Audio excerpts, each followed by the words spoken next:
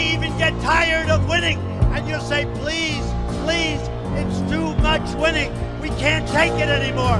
Mr. President, it's too much. And I'll say, no, it isn't. We have to keep winning. We have to win more. We're going to win more. Hottest fucking thing a guy can do is make a little noise. Okay, let out a little.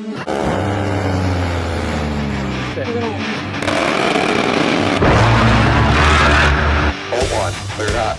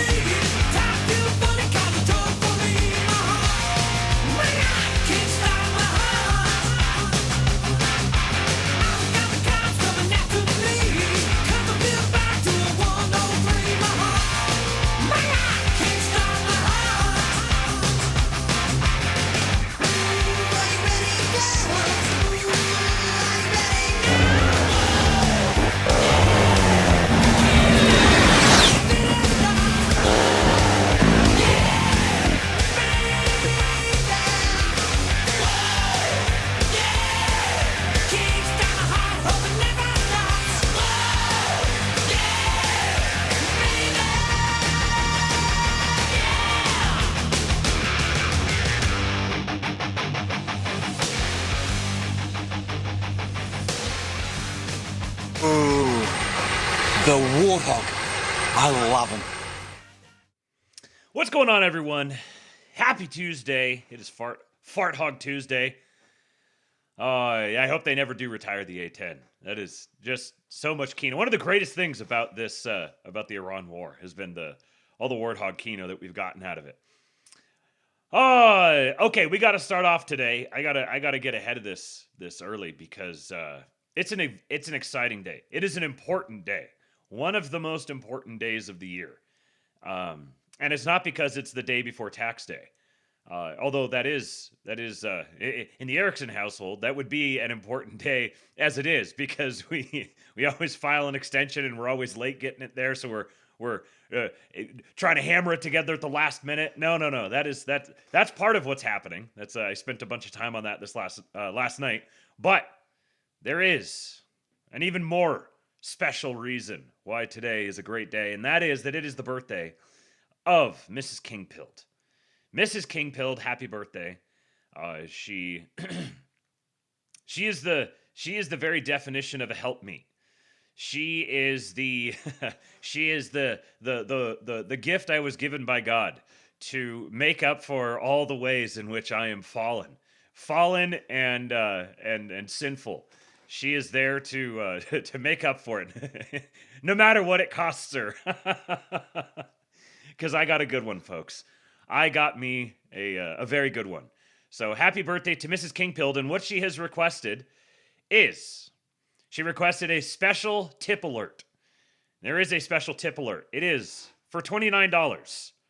For $29, which is reflective of her birthday. She's turning 29.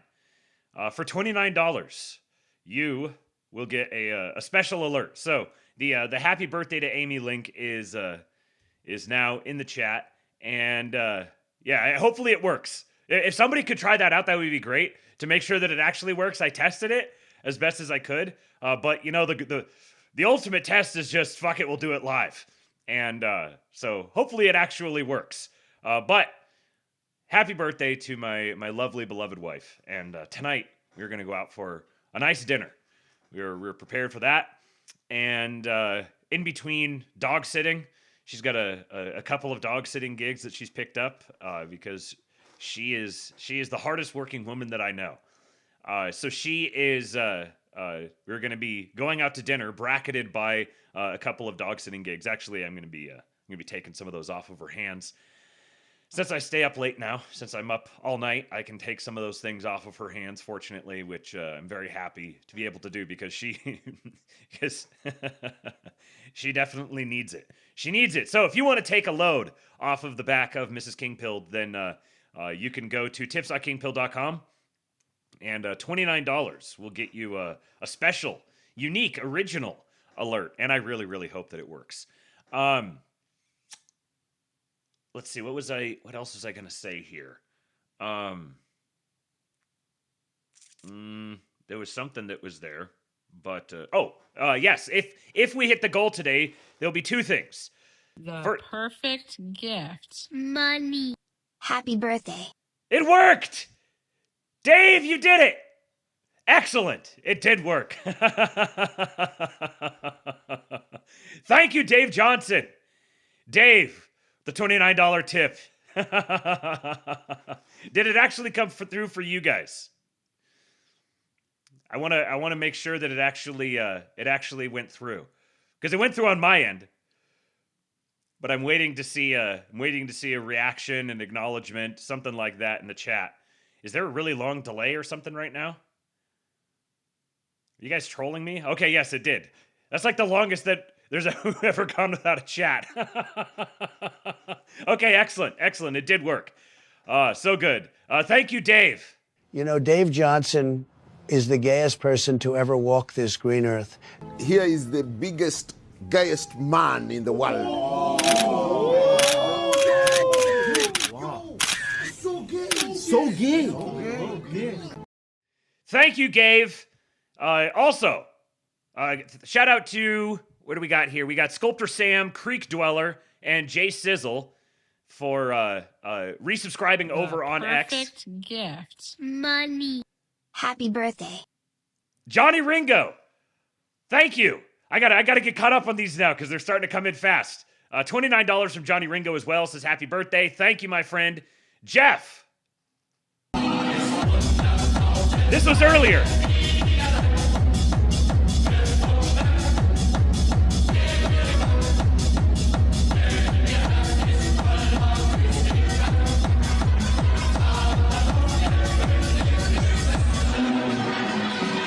Of all the labes in all the towns in all the world, she walks into mine. So true. So true. That's fascinating. She said labes. So sometimes she says labes and sometimes she says labes. I wonder if it's capitals. I wonder if it's a capital L that causes it. Anyways, I got to keep this going. Baja be thy blast. Happy birthday, Mrs. Kingpilled, Queen of the Astrolabe. Thank you, Baja be thy blast. Pale Morning Dude with some kicks. And then... Here comes the money. Alf Mail Alert! Here comes the money. It's Lurch! Dollar, dollar. Dollar, dollar. Ching, ching, bling, bling, cut the chatter. You ain't talking money, then you're talking no matter. Happy birthday, Mrs. Kingpilled. Thank you, Lurch. Absolute patriot. We have, as a family, we've spent some time with Lurch in person, and can confirm he is an absolute patriot. One of our greatest patriots. Thank you, my friend. I appreciate you. What was I saying? Okay, so the goal. If we actually hit the goal today, I will do the drawing. Someone will get 10% of the total tip take in on the form of a digital gift card. No purchase necessary. Just go to form.kingpill.com. Make sure you signed up over there. I will do that drawing. Then, also, I'm trying to get finished a little bit earlier today. I don't know if that's going to happen, but I'm trying to get finished a little bit earlier today so that I can get to sleep, so that I can wake up, so we can go to dinner and everything tonight.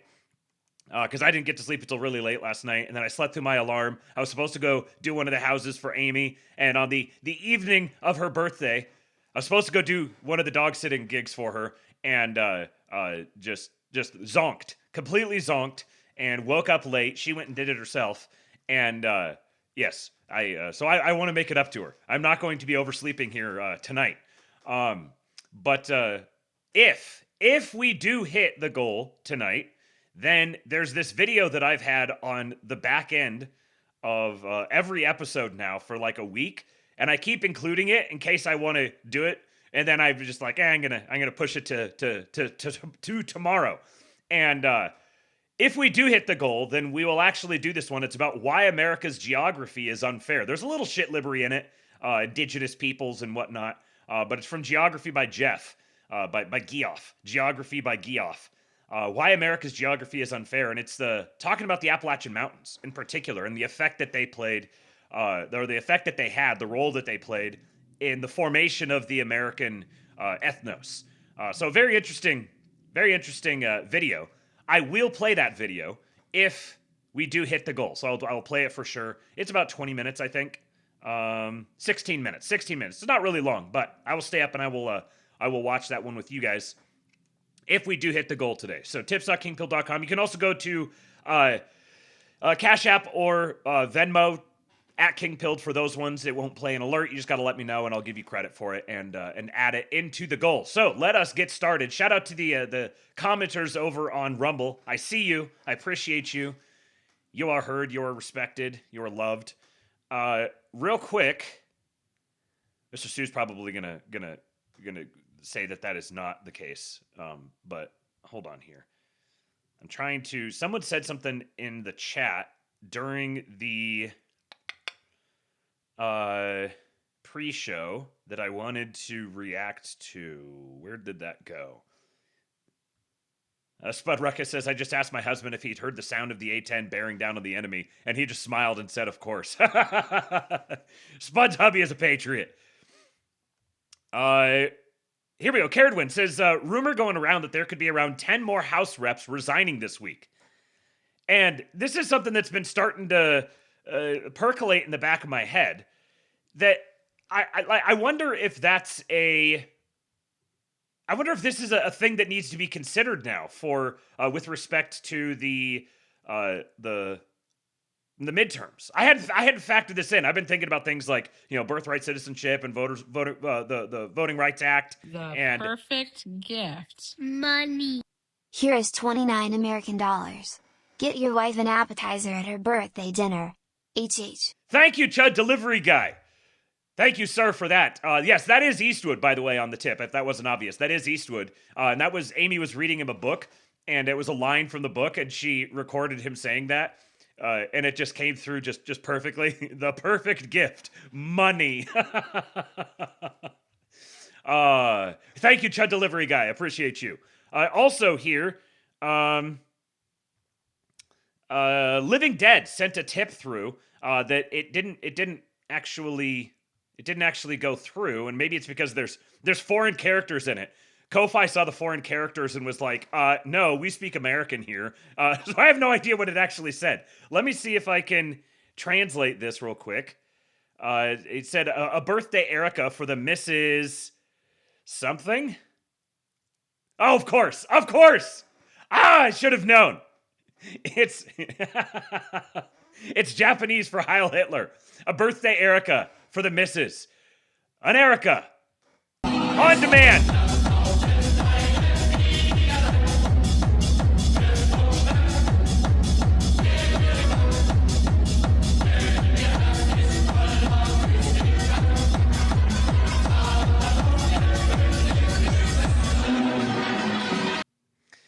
Thank you, Living Dead. Appreciate you. Apologies for that not actually going through. I'd imagine it's because of the Japanese characters, but it was worth I think it was worth the whole joke.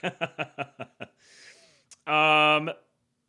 So I've been thinking about the Voting Rights Act, the birthright citizenship, the census, and all these different factors that are going to play into the midterms. But I hadn't considered the possibility of some sort of a coordinated campaign to force sitting representatives to resign. And that's a very interesting thing that I'm going to have to start paying a little more attention to this. I hadn't paid it, I'm just kind of aware of it. But, it's one thing if you have one or two people resign. It's another thing if you have a dozen, because the margins are going to be pretty slim. I think that's what that. I can totally see a world where it's going to be a substantial Republican majority, but the odds are right now that the odds are going to be slim.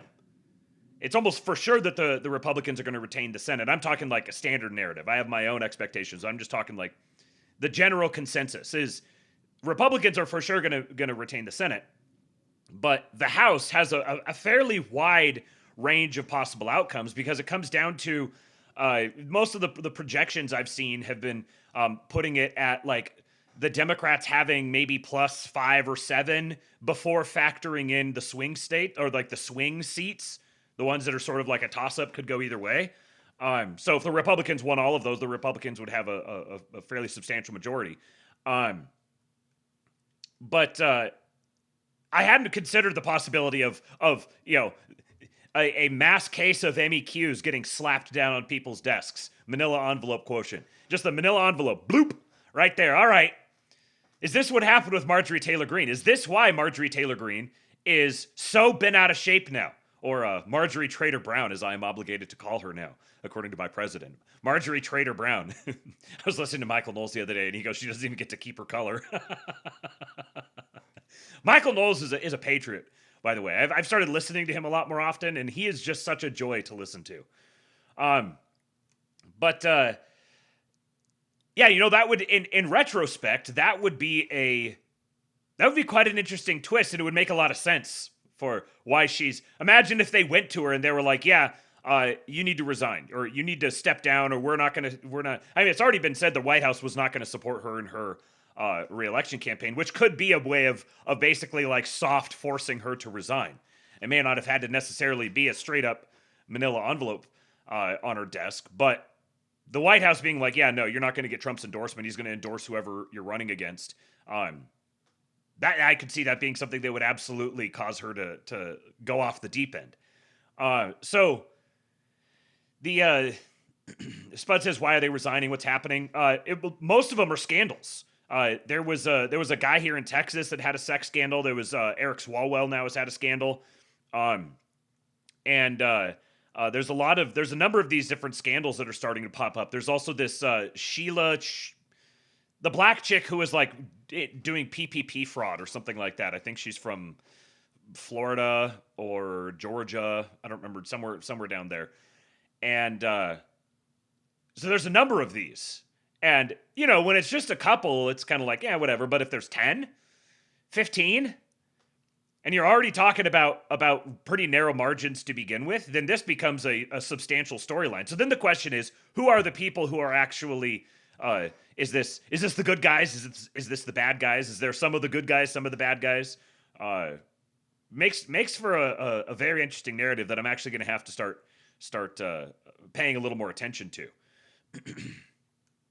Well Below Average says the Dems took out Swalwell because the jungle primary could have seen 2 Republican candidates for governor. Well, and you know what? So what it does is it's starting to consolidate the field around the Democrats, around the Democrat choice. The more candidates there that are in the field, the more it waters down the total vote. I think I would be absolutely shocked if one of the Republican candidates wound up winning in California. I mean, like, on one hand, people really, really underestimate just how many Republicans are in, or how many just conservative temperament people are in California. California has the largest number of registered Republicans in any state in the union. This is because California has such a fucking gigantic population. So, but they still have more registered Republicans in California than total populations in most other states. But the California machine it's basically the entire California machine of the Democrat Party are almost one and the same now. So having a Republican take the governor, I think the moon would sooner fall out of the sky than something like that. But I think it's going to be more competitive than it's been in the past. But they didn't have to take out Swalwell like that necessarily. Like, they didn't have to end his political career and line him up for potential prosecution. I mean, he's already like totally. He was sleeping with a Chinese spy, knowingly sleeping with a Chinese spy. So like, but there's been plenty of people in his shoes who have done something similar and been hunky-dory their entire lives and have died free men. So they went, and whoever orchestrated this hit on him is seeking to have him be thoroughly and completely destroyed. So it seems to me like it's probably a little bit more than just a matter of consolidating the field for the Democrat gubernatorial race. So anyways, yeah, I guess that's something that I'll be keeping an eye on now. Let's get started here. First of all, I found a clip here. I have to play the song for you guys. It's just, let's leave aside all the other stuff for a minute and just sit here and just take in a wonderful musical performance. There was an abbreviated clip of this that I found on X, and I was going to play it, but it was only part of the song. And so I went and found the whole song because Steven Wilson Jr. doing Stand By Me.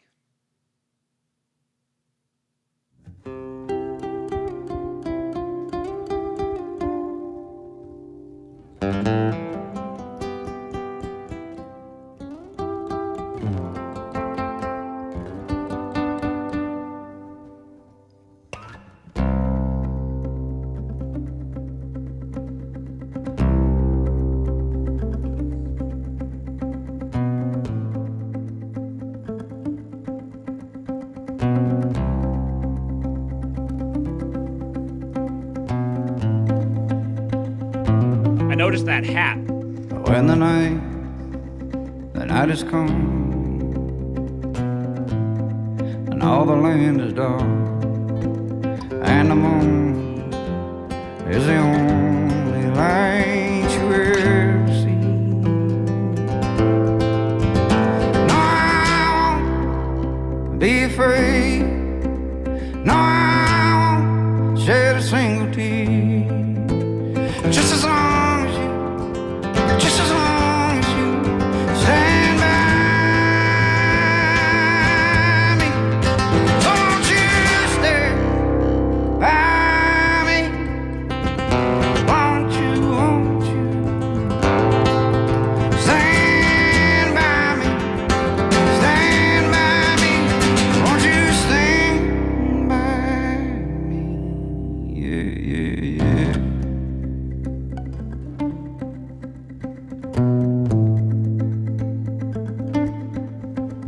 And if that sky that we look upon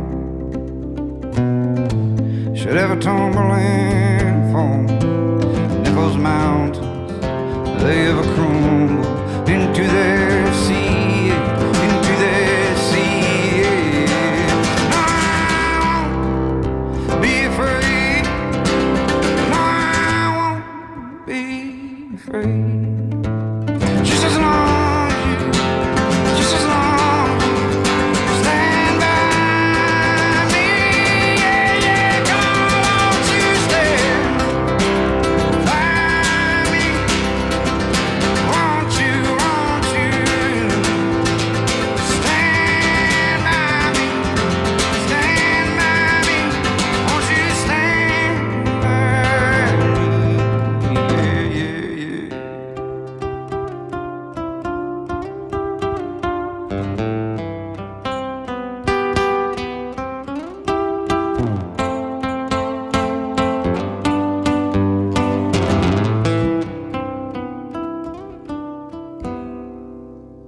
Won't you stand by me?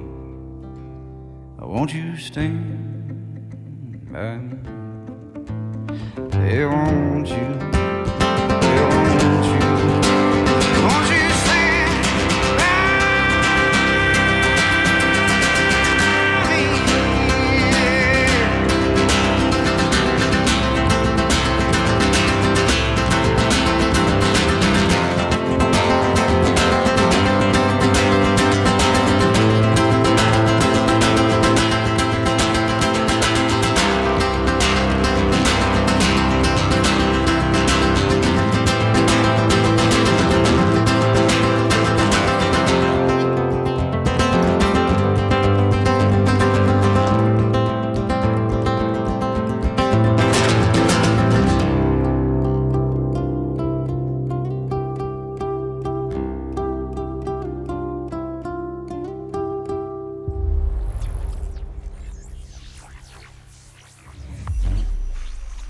Man, that got me the first time, it got me the second time, it got me the third time. What a frickin' song. I have not been, I've been vaguely aware of him before, I remember he did the national anthem for the NFL draft last year, and so I kind of like did a little dabble when I saw that. But holy shit, the intersection of blues and country and grunge that just hits the spot, man. He's a huge fan of Nirvana and Soundgarden. Those are two of his biggest influences. But he does country. Mr. Stu says he was raised by a single dad in blue-collar Indiana who was a mechanic, a Golden Glove boxer. He was a lab scientist for Mars Chocolate until he quit to move to Nashville to write songs for some of the biggest acts in Nashville.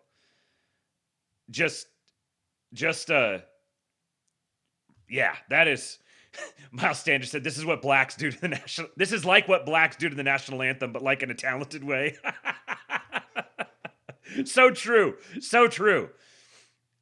And then Wit said, can you play I'm a Song on the stream sometime? You know what I can do? I can play I'm a Song on the stream right now.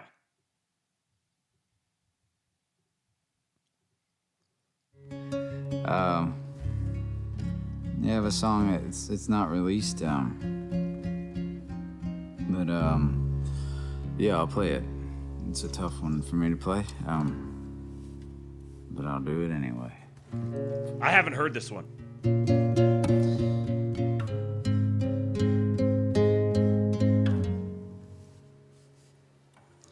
This is called I'm a Song, and it was my dad's favorite song of mine. He told me it was his favorite song ever.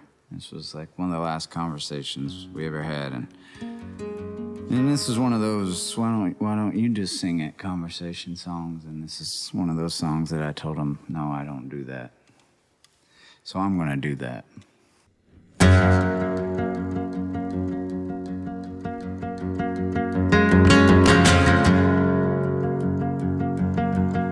I can already tell I'm not prepared for this.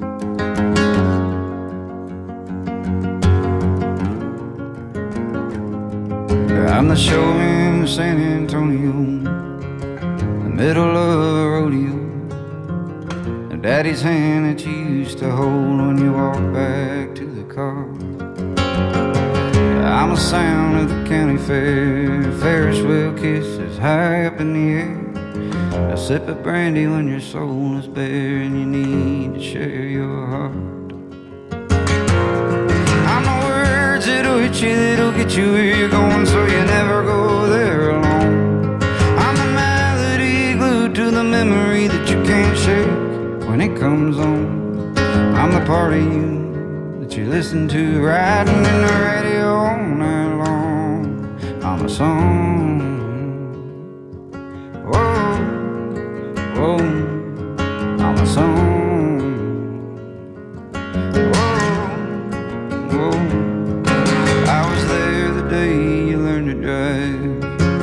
First time that you got high, I even helped you realize that she wasn't right for you. You fall down, I pick you up again. I helped a boy become a man.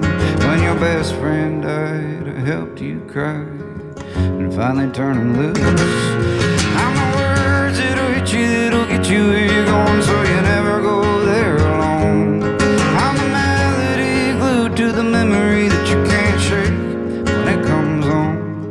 I'm the part of you that you listen to riding in the radio all night long. I'm a song. Whoa, whoa, I'm a song.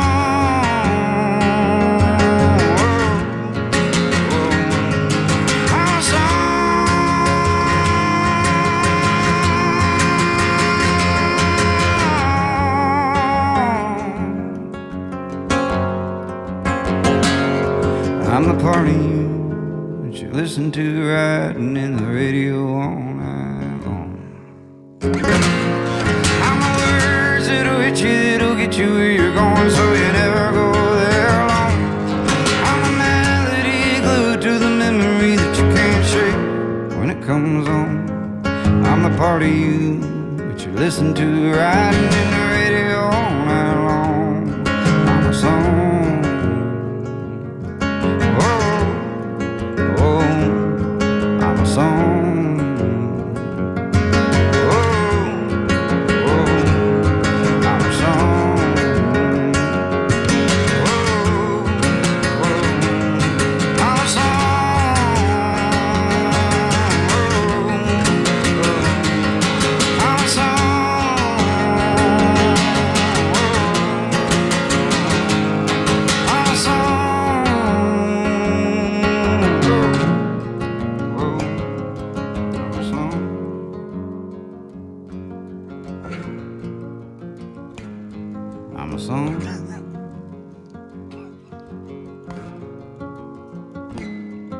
a song.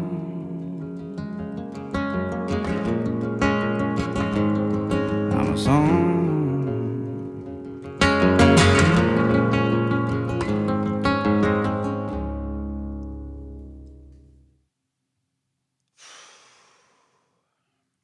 Well, that just made a lifetime memory. Watching that for the first time with you guys, I was not prepared for that, and watching you guys in the chat, everyone's at work, all doing the same thing that I'm doing, and then Duffhead comes here right at the very end and goes, "This dude looked like Cowboy Dwight Schrute."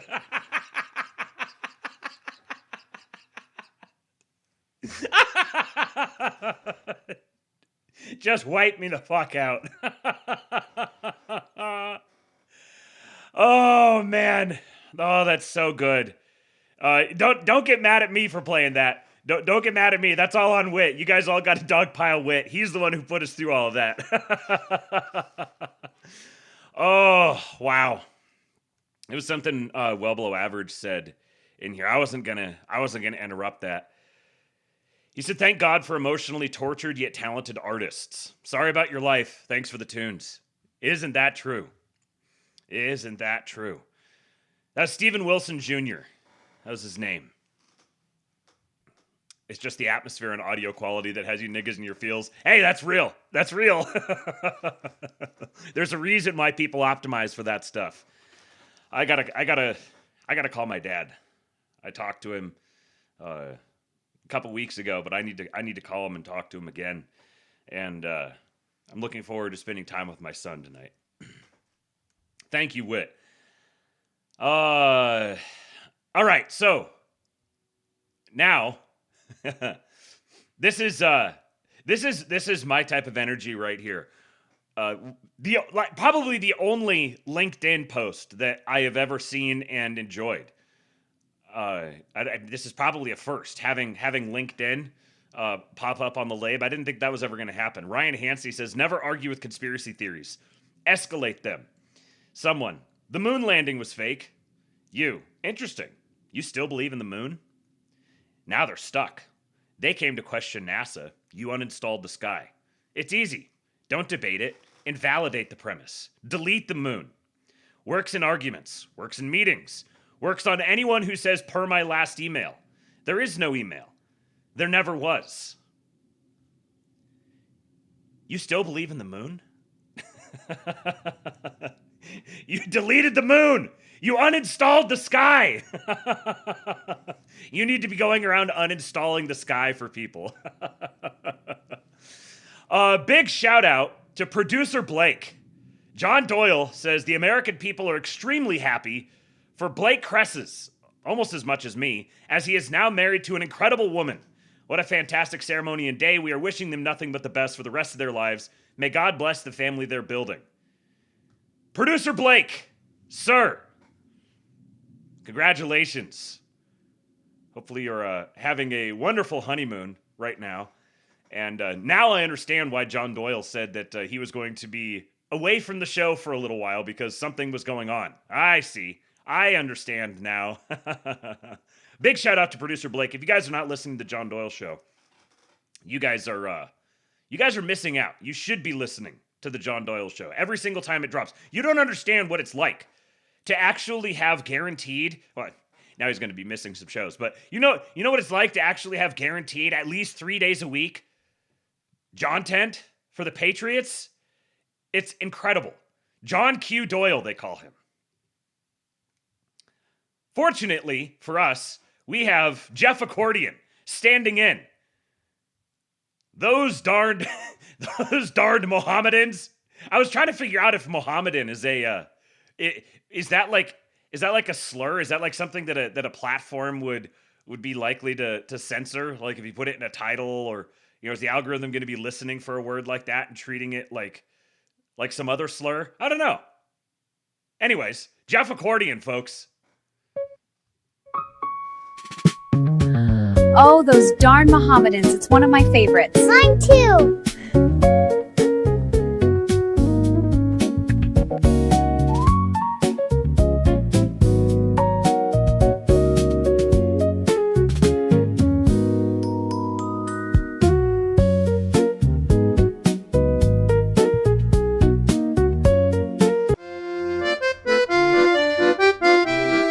fast accordion lick.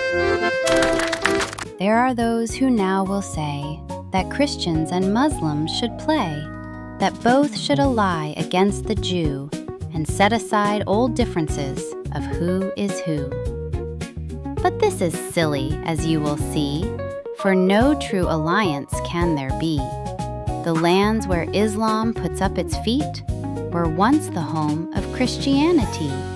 In the sands of Arabia, long ago, a prophet declared what all should know. He smashed the old idols with a mighty shout, and caravans carried the news about. From Byzantium's towers to Egypt's sand, the armies rode forth across the land. They swept through Syria with swords held high, and North Africa fell beneath the sky.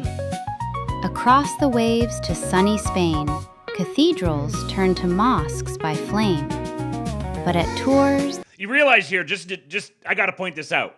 We're getting anti-Muslim propaganda set to All-Star in the form of a Dr. Seuss book. See, this is why we keep people like Jeff Accordion around, because we need their brains.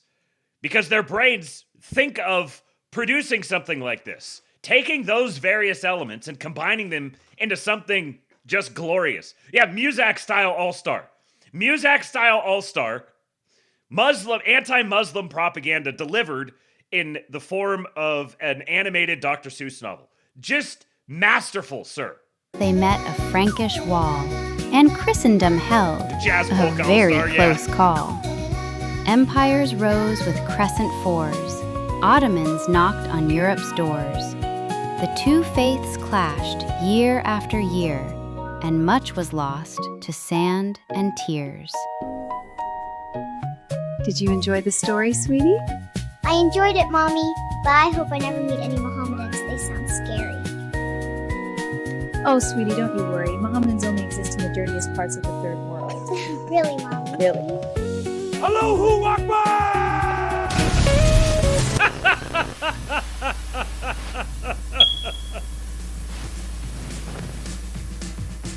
Very gay looking, very unathletic, very unlovable. Ready, Steve? And now we get Ballroom Blitz! Mick? Okay.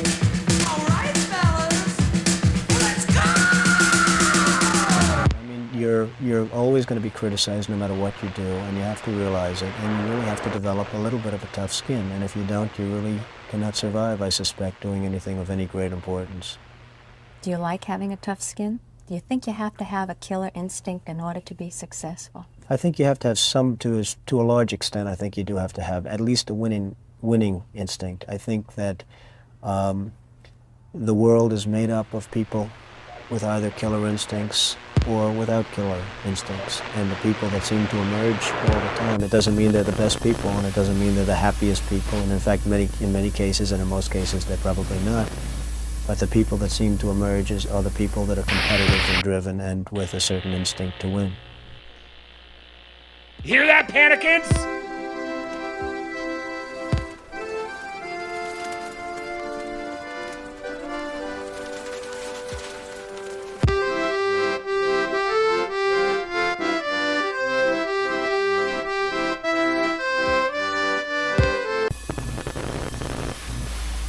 Go follow the man and support him. Add Jeff Accordion. And look at this, getinthecrystal.com. This is the first time I noticed this. Is this new? Is this something you just launched? Let's try the 5K. Get in the crystal, reset image. Oh! I see what it is. Yes! Oh, yes! You can put the libs into crystals. Boys, getinthecrystal.com. Getinthecrystal.com. Go ham. Now we actually have a way of putting them into crystals. It's old? Okay. Oh, that's great. Shout out Jeff Accordion. Go follow the man. The man is a father, doing this for the love of the game. Go follow him. Go support him. Go share his stuff around. Now, speaking of of propaganda. Here is the Iranian AI propaganda.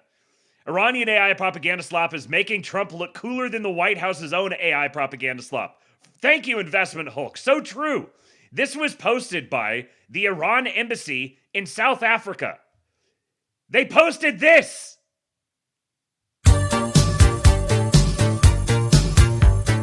I will never give you up. The Strait of Hormuz must be shut.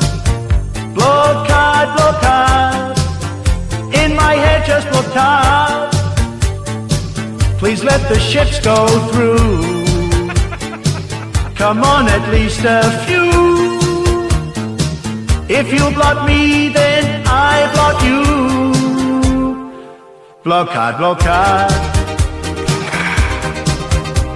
I thought this was easy peasy. Blockade. Now Magda and Melania leave me. Blockade. Surrender is beneath me. Blockade, blockade. I think soon I get impeached.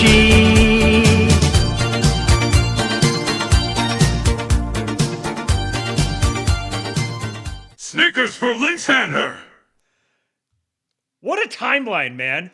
We get to live in this time. Well Below Average says, is this a sign of a fragmented Iranian government? Well, I don't know if this is necessarily a sign of it, but I think it is very evident that there is a fragmented Iranian government. Jeff Accordion says, the Iranians are a serious threat on Twitter. Right? Oh no, they owned him. They owned him with an epic meme that actually just makes him look funny and cool. Like, have they not learned from the rare Vances? This is Slutty Milk said AI Iranians. How does he do it, folks? Slutty Milk's in the chat. Okay. Let's get a little newsy here. Yesterday, remember, so let me set this up this way. You know how I've talked about the way the past presidents have had a gigantic media apparatus that serves the propaganda role for them, constantly championing their victories every single day, constantly framing the world in their light, talking about why everything they're doing is epic and wonderful and historic and great and tremendous and yada yada yada.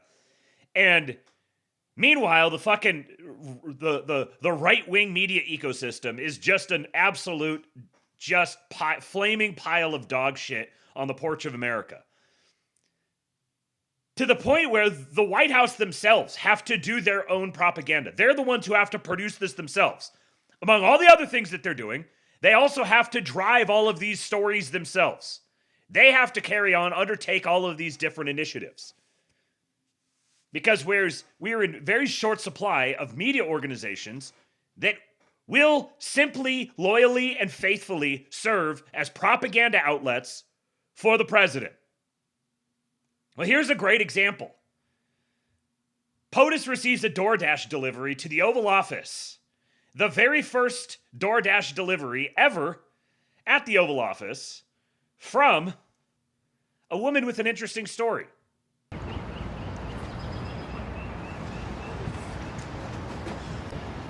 McDonald's.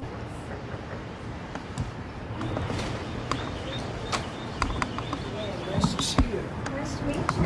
I have your DoorDash order for you, Mr. President. That's very nice. Look at this. This doesn't look staged, does it? They're all your favorites. That's good. These are good. DoorDash is doing a good job. So, you can never say that he's not self-aware. the reason for this is the fact that I heard you picked up an extra $11,000 that you didn't get because the tax bill was so big. The refund was the biggest you've ever had. Is that a correct statement? It definitely was. Yeah, I saved over $11,000 by not having to claim. Was that surprising to you? It was very surprising. Very surprising. A great big beautiful bill. And that doesn't include overtime in your case. This is only just based on what we did in terms of every other aspect of the tax bill, right? Yes, sir. So it was 11,070. Yes, sir. Isn't that incredible? And that's what it is, the tax cut. It's really, we call it the Great Big Beautiful Bill. We should call it the Great Big Beautiful Tax Cut Bill because it's tremendous amounts of money. And that's overtime. That's also on social security. We call it the One Big Beautiful Bill. We should call it the One Big Beautiful Tax Cut Bill. How does he do it? I remember someone before, lots of people have made this sort of argument, but in general, there's people have identified his vocabulary and said he speaks at like a 4th grade level or something like that. And they use this as retard president, he's so dumb. No, it's the retard maxing president. Thank you very much. And the fact that he speaks at that level is what makes him, that is the source of his power levels. That's the way that he moves people. Is because he's not an egghead, he's not all like highfalutin and everything. He just wins. And he can communicate it in just ways that are just so, they just make it stick in your brain.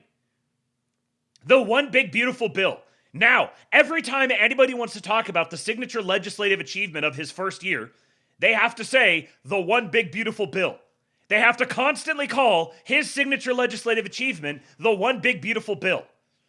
And once that's stuck in your head, now he says it should be the One Big Beautiful Tax Cut Bill. Because what did it do? It cut your taxes.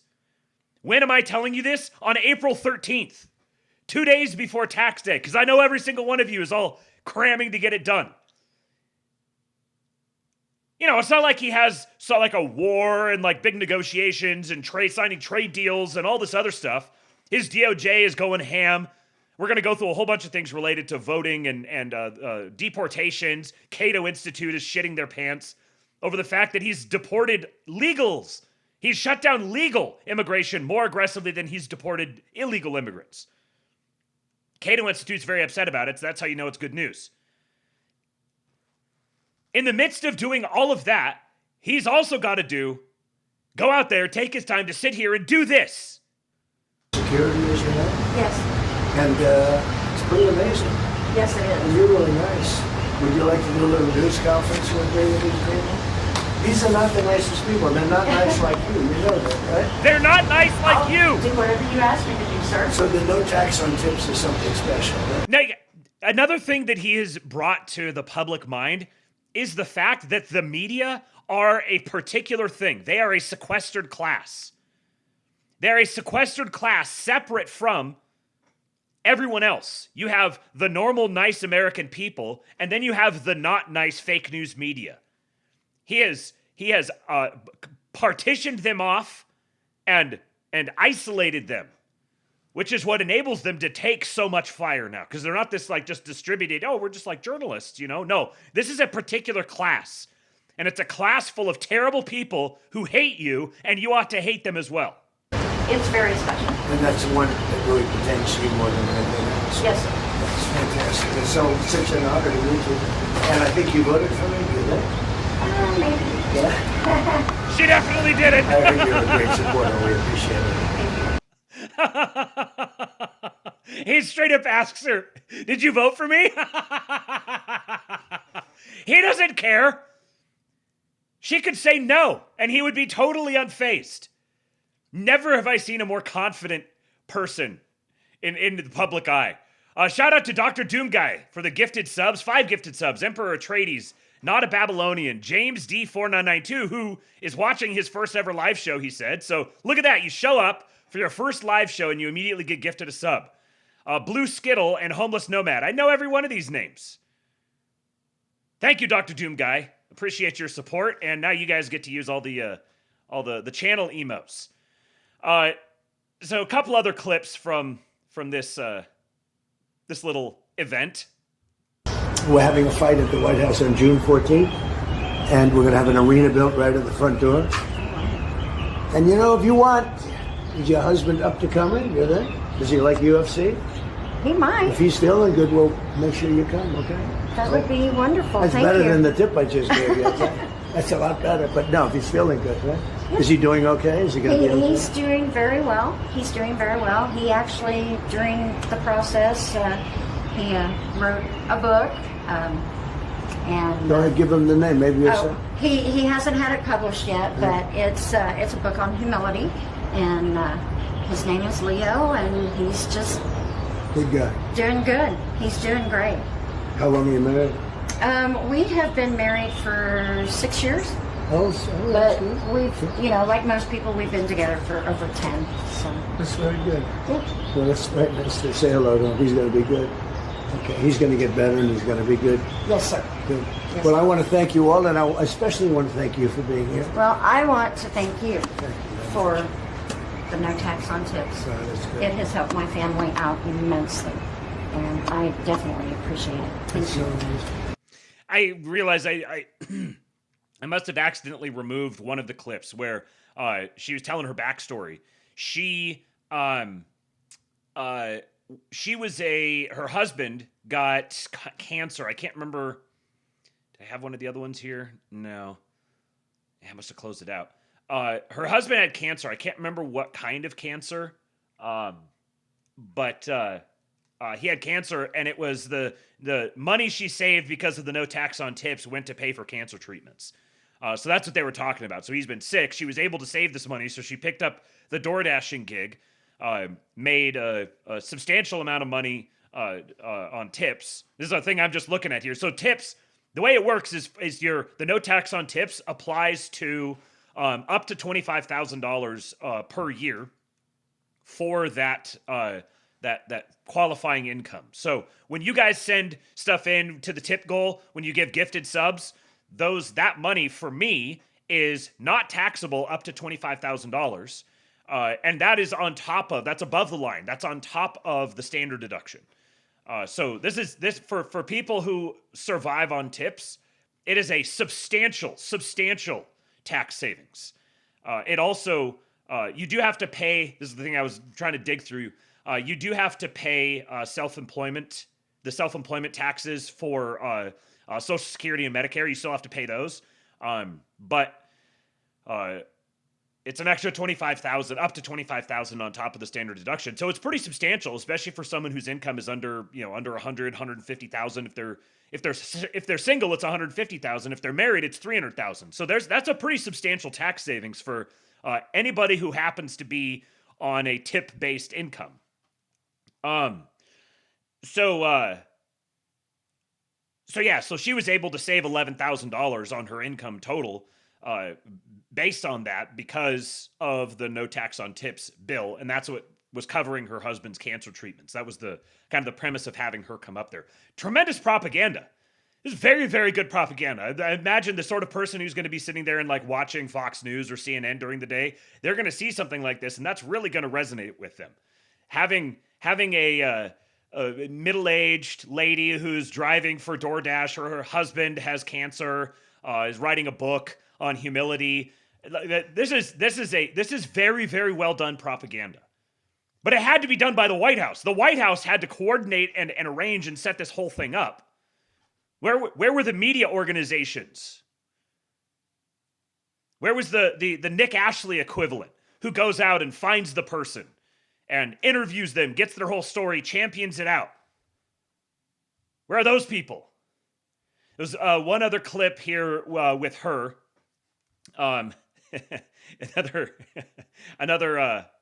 Just there's nobody like Donald Trump. Are the White House good tippers? Do you know? Wait. Potentially. Yes, very. Mr. President, can I ask you something? That's good. Thank you. You reminded me. How many people can say that Donald Trump handed them a C-note? Imagine being one of those blessed Americans who gets to tell a story about the time that Donald Trump handed you at least one. I couldn't quite tell. Looks like there's at least one there. That looks kind of thick. There might be more than one there. She got herself a nice tip. Now, he was asked about the story, the big story yesterday. Trump has ended himself. He's revealed himself to be the Antichrist. No one's going to vote for him ever again. Everyone's out on him. MAGA is dead, because he posted a picture of himself as Jesus. So he was asked about this, and This is what he had to say. Hormone straight and various other things. Do you have any questions? Mr. President, did you post that picture of yourself depicted as Jesus Christ? Well, it wasn't depicted. It was me. I did post it, and I thought it was me as a doctor, and it had to do with Red Cross as a Red Cross worker there, which we support. And only the fake news could come up with that one. So I just heard about it, and I said, how did they come up with that? It's supposed to be me as a doctor making people better, and I do make people better. I make people a lot better. As an example, the 11,000, I understand your husband's going through treatment. So there was it's just perfect. I thought, I'm a doctor, I'm healed. This is exactly what I said. He's looking at it, he's like, oh, what a nice, he's a fucking boomer. Oh, what a nice meme, look at that. Look at that, it's me as a doctor, I'm healing Uncle Sam, it's very patriotic, very Baroque, very, he gets inundated with these all the time. Imagine being Trump. Imagine being Trump. And you see this meme, you're like, oh, that's cool, let's share that meme. That's like totally my vibe, very patriotic. Yeah, post it out there. Later, the next day, staffer comes running in. Mr. President, we need to take down the meme. What meme? They're saying that you are claiming to be the Antichrist. What? What are you talking about? You know, the meme that we posted yesterday. What meme? Oh, the one with you looking like Jesus. Looking like Jesus?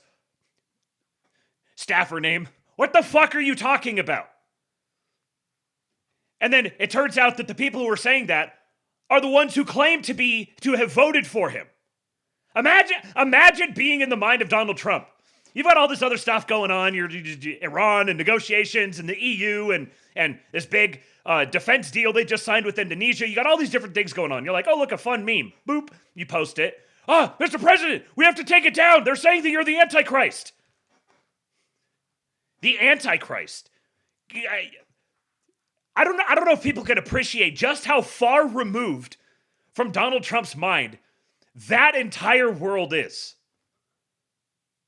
There is not a single moment in time when he looked at that and thought, ooh, this would be like scandalous, blasphemous, edgy. He's like, oh, what a nice meme, post.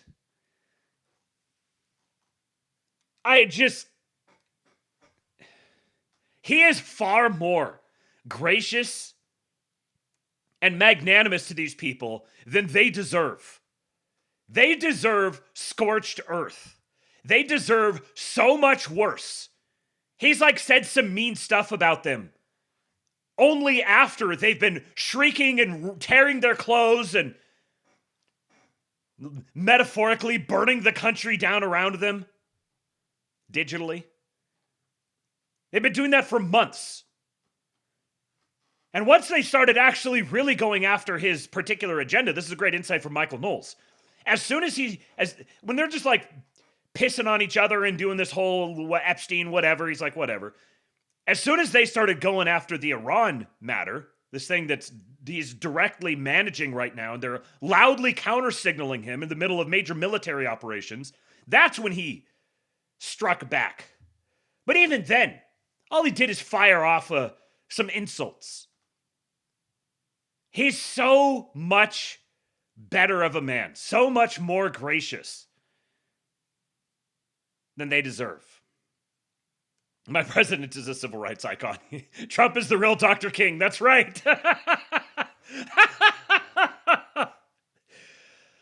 Base right-wingers acting like boomers by screeching about the Antichrist. Yeah, who's the real boomer posters now? Good point, Slutty Milk.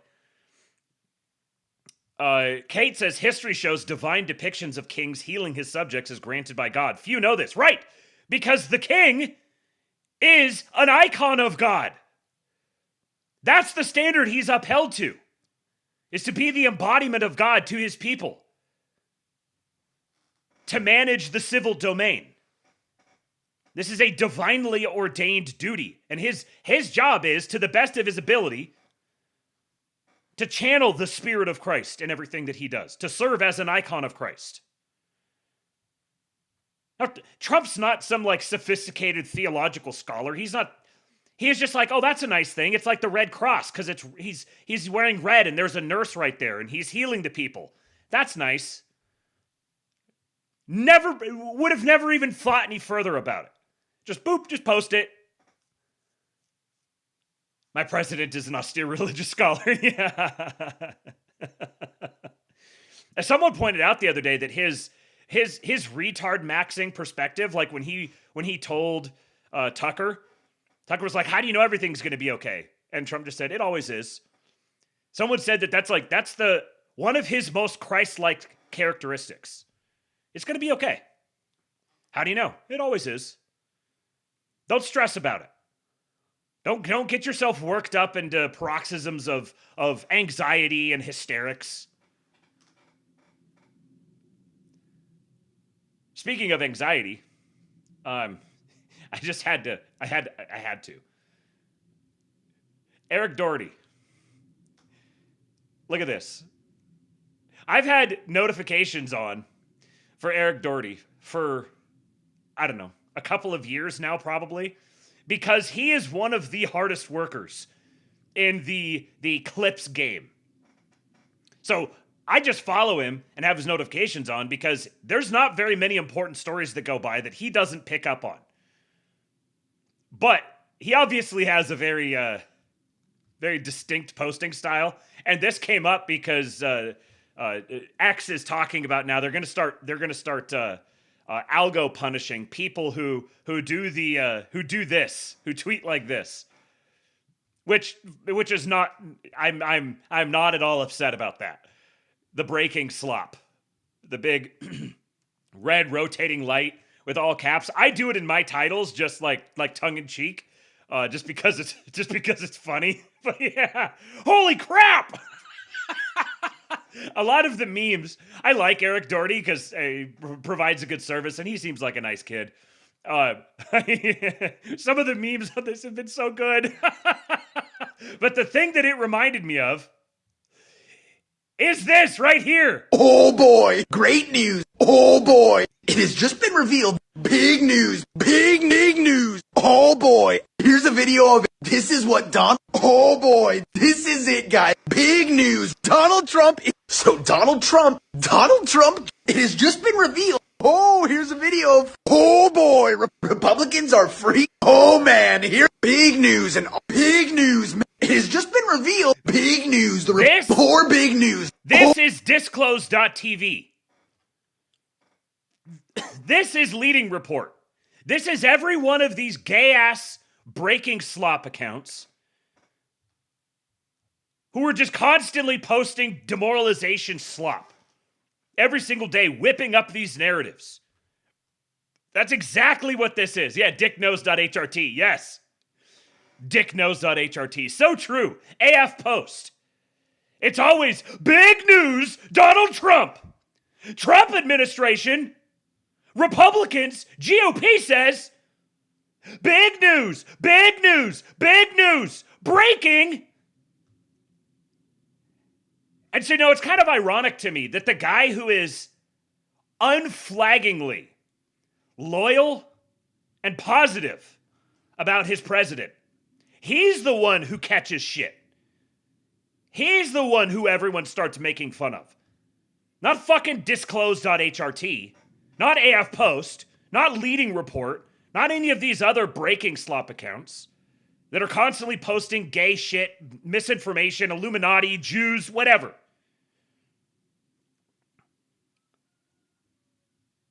I will go to the map for Eric Doherty. I don't care. Kate says, I swear to God, the dude running Disclosed.hrt is a giant lolber. You can tell in his Telegram chat what the kind of stories related to the Iran conflict. Yeah, I followed Disclosed.tv like back during COVID when first came up, first emerged, but it turned into total breaking slop a long time ago. And there's been so many stories that are not stories at all that have become stories simply because a breaking slop account did the big news about it. And the fucking retard right goobers picked it up and ran with it and assumed that it was true. And this happens enough times that they just assume all of this is true. And suddenly they're like, oh, look, there's a trend. Yeah, the trend is that you are gullible. The trend is that you fall for bullshit. Because you're miserable, misery loves company, and you want to be gratified in your bullshit. That's the trend. Look at this. Super Skunk, thank you for the gifted sub. You got Dr. Doom Guy. Look at this. Patriots helping Patriots. Love to see it. Love to see it in the Labe chat. This is Pub. Did himself a little social experiment yesterday. Trump just lost every single Catholic voter in 2028. His re-election chances are gone. He says the comments on this are pure gold. A good percentage are absolute patriots who are Catholic but swearing their loyalty to Trump. Love that I'm getting absolutely cooked on this. Such a white pill. Trump still got shooters out here. We're going to scroll through this and we're going to have a little patriot appreciation party. I blame my Down syndrome brother Eric. He posted this, not me. We all love the Down syndrome patriot. Pub's brother Eric. Larry Schweikert, the boomer fell for it. He ain't up for re-election. My husband and I are Catholic and we're with Trump. The Pope should focus on getting all the sexual predators out of the church. Catholic here, 1,000% behind Trump and 0% behind that joke of a Pope. Amazing how many people don't get this. I'm a Catholic and hated the populism of Pope Francis. No one decides my vote but me. He's not running. I'm a Catholic who is sick of popes that are political. Not this lifelong one. I'm Catholic, still with Trump, bad Pope. He hasn't lost me as long as I'm breathing. Shout out 1776 Cat Mom. Nope, some of us are very anti-Vatican. Nope, not my family. Nope, I'm Catholic. He didn't lose me. He kept mine. There's Catholics. This person's mad. Catholics who are, the Pope said nothing about Iran's slaughter of 40,000 civilians. I mean, I don't even know if it's, I have no way of validating whether 40,000 is correct or not. There's propaganda all over the place. But the Iranian regime has straight up acknowledged some thousands of protesters that they killed. They've just put those numbers forth and said, yeah, that's true. So, it was curious that, the Pope doesn't say anything about the wholesale genocide of Christians in Nigeria. So he only comes out and makes political statements in one particular direction. So we can no longer do this like, keep the politics and the religion apart. If he's going to get political and he's going to be subversively partisan in his politics, then yeah, he's 100% up for criticism. And I hope that my president calls him on it. Hadn't heard he lost the Mexican vote. I hope the GOP can make it through this. Zing! Just glorious to see. I had people yelling at me about how how Catholics are. He's lost the Catholics. He's lost the Catholics. He's lost the Muslims. He's what? He's lost the Muslims? You're now caping for the Muslims? That's what you've been reduced to? So this is a great reminder that we've got tons of Catholic patriots. Basically, all of them are in the King Pill Discord. You should join us, kingpill.com. A quick reminder to those who showed up late. Today is the birthday of my lovely wife, Mrs. Kingpilled. And celebrating her 29th birthday, we have a special tip alert today. $29 will get you a special tip alert. And it's a way that you can wish a very happy birthday to Mrs. Kingpilled. So here's yet again, there's no plan at all. You have no idea what they're doing. Meanwhile, everything looks like a plan. The U.S. announces a defense partnership with Indonesia. U.S. Secretary of War and Indonesian Minister of Defense announced the establishment of a major defense cooperation partnership between the United States and Indonesia. This announcement reflects Indonesia's important role in promoting regional stability and underscores the strength and potential of the bilateral defense relationship. Now, regional stability, that's important. We'll talk about that here in just a second.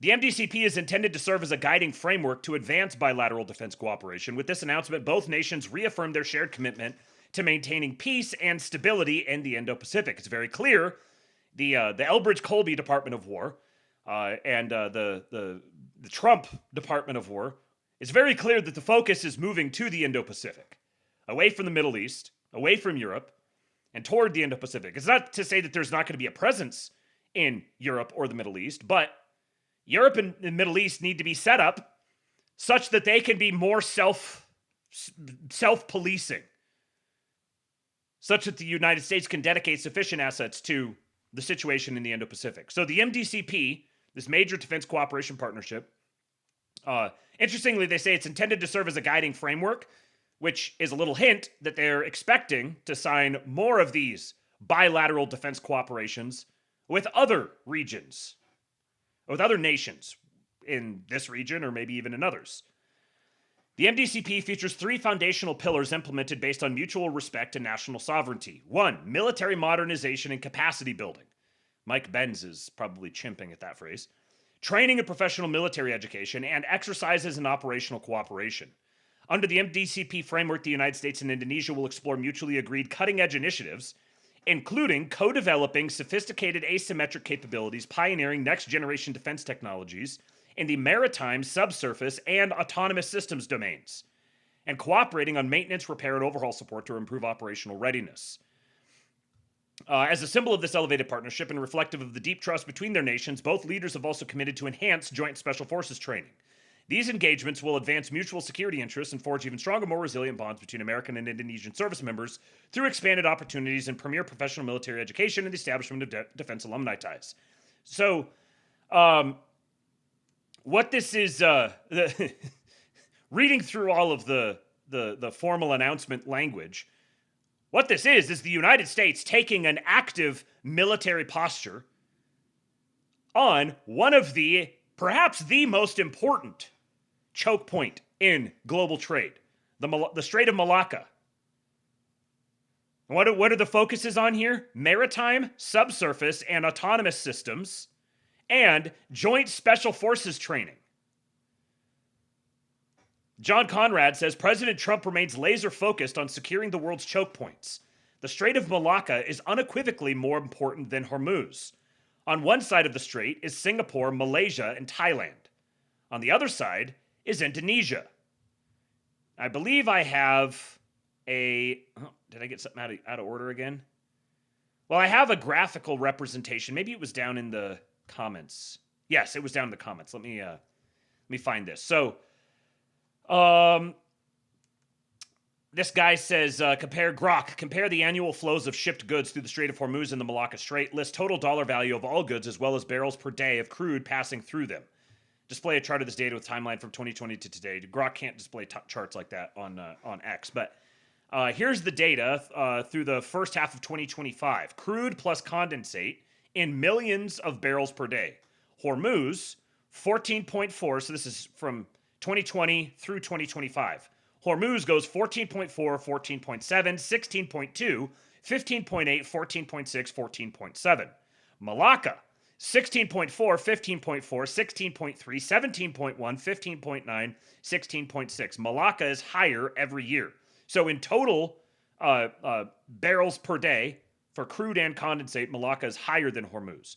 Total goods value, Malacca is approximately $2.8 trillion per year of diverse cargo. Hormuz is $600 billion per year. 90% plus is oil and LNG.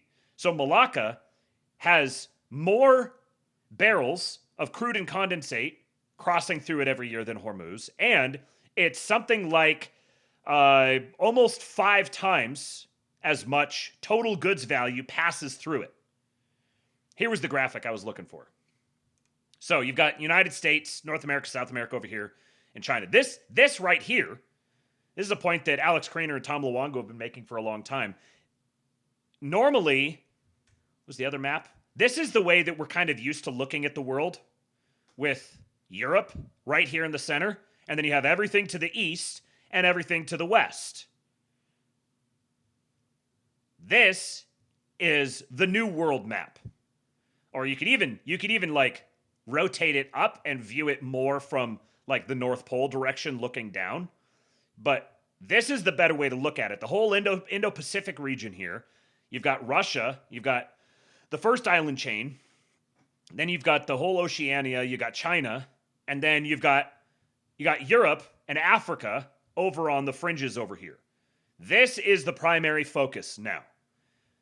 Strait of Hormuz is right over here. These are primary choke points. The pink is primary choke points. So Strait of Hormuz right here. This is Bab el-Mandeb, the one I was trying to remember yesterday. The one that comes down here through into the Red Sea. This is where the Houthis have interfered in a lot. This is where Somaliland and Somalia are. There's a whole bunch of stuff going on with that. Suez Canal is up here. The Turkish Straits down into the Mediterranean's up here. Strait of Gibraltar, obviously. You got the Cape of Good Hope down here off of South Africa. Then you got the Panama Canal over here. This right here is the Strait of Malacca. And you can see why it's so important. Because all of the Chinese coastal cities, all of Japan, the Koreas, Philippines, all of these nations, if they want to move goods through the water, the shortest, clearest distance comes right through this strait here. With Singapore, Malaysia, and Thailand on one side, and then Indonesia on the other side. That's the only way that goods can pass. I mean, you can come all the way out around over through some of these, over closer to Australia, but you can see how much more of a journey that is. Everything basically funnels right through the Strait of Malacca. So then that's how goods pass anywhere between Africa, Middle East, India, Pakistan, anything that comes down into the Indian Ocean. If it's going to come over to the Pacific at all, it's got to go through the Strait of Malacca. So how many different critical choke points is this now that the Trump administration has dedicated attention and resources to this year? You've got Panama Canal, obviously. You've got Hormuz. You've got Bab el-Mandeb. Haven't heard so much about the Turkish Straits or Suez Canal or the Strait of Gibraltar. That's mostly because they're a little bit less significant at the moment. Turkish Straits is probably going to increasingly become more and more interesting. Then you've also got this one up here, the Bering Strait channel is going to become increasingly much more important. But Strait of Malacca now. This is the new focus. I mean, not new. It's an added focus. And what is this partnership based on? Next generation defense technologies in the maritime, subsurface, and autonomous systems domains, and joint special forces training. In other words, the United States is staking a firm claim saying that we are going to be enforcing the passage of trade through the Strait of Malacca. We're going to be the ones who take primary responsibility for that. We've established this bilateral relationship with Indonesia, and we'd love to establish bilateral relationships with everyone else as well. So, we got another Promethean action update here. This one's from Susan. Pat Stedman, the Patriot, says, watch this video to understand the reasons for the war in Iran. Always ask why someone is doing something rather than just assuming they're stupid or controlled or crazy. There's a reason yesterday we also made an agreement with Indonesia to police the Straits of Malacca. So Susan Kokenda says, Trump exposes the British-run Strait of Hormuz extortion racket, rolls up Iran's financial pipeline from Dubai to London, and forces Britain's military chief to confess that the empire has no war plan. Yesterday, President Trump put the empire on notice with this post. This is world extortion, and leaders of countries, especially the United States, will never be extorted. That's not a threat, that's an exposure. That's a man who was named a hidden game, a game fought in the shadows for decades. And here's what this president sounds like when he knows he has won this round. Make a deal or not makes no difference to me. And the reason is because we've won. But from my standpoint, I don't care. And here's what he's demanding. They haven't left the bargaining table. I predict they come back and they give us everything we want. And I told my people, I want everything. I don't want 90%. I don't want 95%. I told them, I want everything. They have no cards. That is the verdict of a president who hasn't just changed the outcome. He's changed the board itself. Now, does that sound like a man who's cornered? Does that sound like a man who's on his heels? I want everything. I don't want 95%. I don't want 90%. I want everything. Now, right now on social media, there are people, including some who voted for Trump, who are calling for the 25th Amendment, saying he's lost it, he's reckless, he started a war nobody wanted, and now he's telling us he doesn't care whether we win or lose. Well, here's what they're missing. Iran is not the target. Iran is a node, a piece on the board the British Empire has managed for over a century. And the president's real target is the infrastructure of imperial control itself. The financial choke points, the energy dependencies, the offshore banking apparatus. He's naming it, and he's forcing a hidden war into the daylight where it can finally be fought and won. I'm Susan Kokenda, And I've watched the empire operate in the shadows for over a century. Now it's out in the open. And if you want to understand what that means, then hit those like, share, and subscribe buttons. I'm going to cover three things today. First, how Trump flipped the Strait of Hormuz extortion operation and why Keir Starmer isn't happy. Second, how Iran's financial pipeline is being rolled up and why that leads to London. And third, why Britain's own military chief just confessed that the empire has no war plan. So for over a century, the Strait of Hormuz has been the empire's ultimate leverage point. Whoever controls it controls who prospers and who doesn't. Britain managed that choke point through Iran, through successive regime changes that go back to Mossadegh. But it was different regimes and the same imperial function. Keep the region unstable, keep the choke point contested, keep the world dependent. That's the protection racket in its purest form. The mob breaks your windows, keeping the region unstable, keeps the ships from moving, and then charges you for the protection that makes passage possible. Lloyd's of London was the insurance arm of the racket. You want your ship to transit the strait? Then buy our coverage. And the City of London collected a cut on every ship. Iran breaking windows was good for business, because up until now, Lloyd's just raised the premiums. Then Donald Trump moved to shut down the racket, and Lloyd's canceled all the insurance. The president told his Treasury Secretary, move in and have the U.S. provide insurance. He broke their financial arm first. Now he's finishing the job militarily. He's ending world extortion. On Fox yesterday, here's what the president said. We're not going to let Iran make money on selling oil to people that they like and not people that they don't like or whatever it is. It's going to be all or none, and that's the way it is. And it'll be, you saw what we did with Venezuela. It'll be something very similar to that, but at a higher level. All or none. No imperial management, no picking winners and losers. The choke point is American now, not just because America seized it, but because America named what it actually was and is refusing to play the game any longer. Bingo. And this morning we got the clearest possible confirmation of what has actually changed.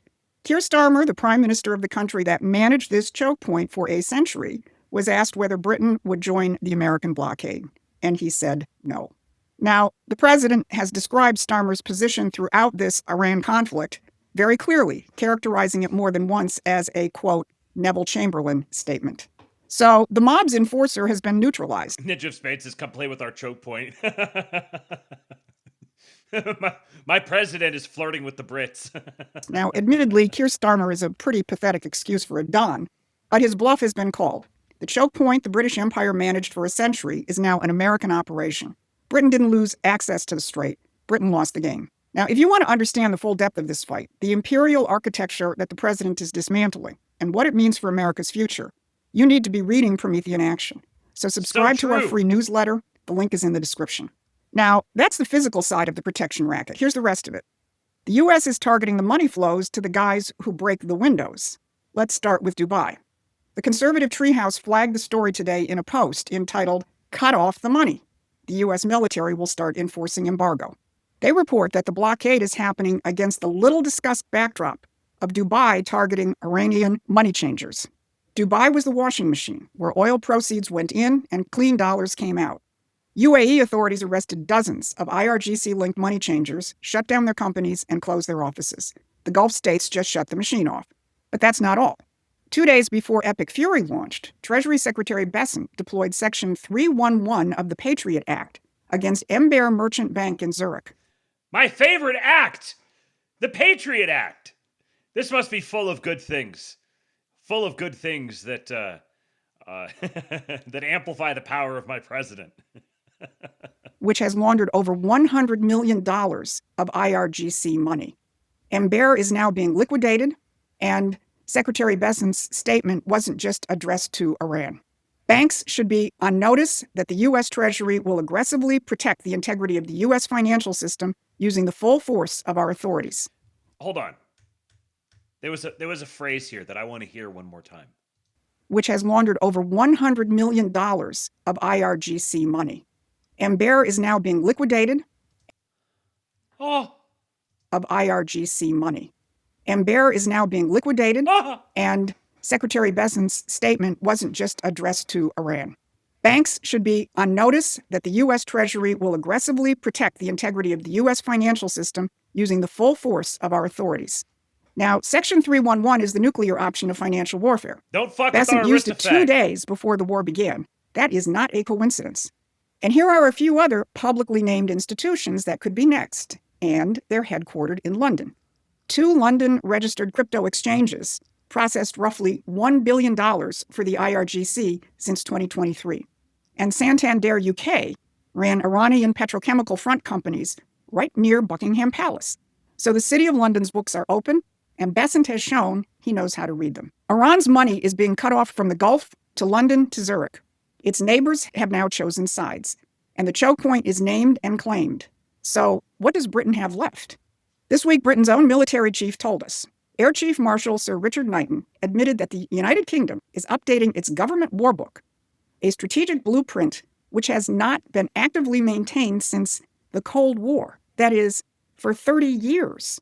Institutional knowledge has been lost, muscle memory diminished, and several years of calm has created a situation where very few in the UK would know how to respond to a war footing. 30 years, no functioning war plan. Why didn't that matter until now? Because Britain had the United States. For the 3 decades, the empire ran its geopolitical agenda on American muscle. Washington provided the troops and the carrier groups. London provided the financial plumbing and the narrative management. The City of London didn't need a war plan, and it required only one thing, an America that never asked questions. Now, that arrangement had a brand name, NATO. Britain has been the key architect of NATO's political direction since its founding, shaping its missions and its mandate and pointing American power where the empire needed it, like Iraq, Libya, Syria, Afghanistan. Every one of those wars had British intelligence fingerprints on the trigger. NATO was the mechanism, and American taxpayers and American soldiers were the instrument. Trump has now called all of that into question, and the British establishment hasn't recovered from the shock. Because without American muscle, NATO is a bureaucracy with a flag, and without NATO, Britain has no war plan. It's a really good point, Ninja Spades. They're fighting fights I didn't even know existed. It's like when someone says, well, what are the wins? What are the wins that the administration has? What are they even doing? I don't even know where to begin. Where do I start? You want to talk about the immigration front? Do you want to talk about deregulation?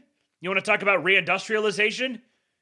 You want to talk about the restructuring of the entire global and the entire dollar order, the entire dollar system?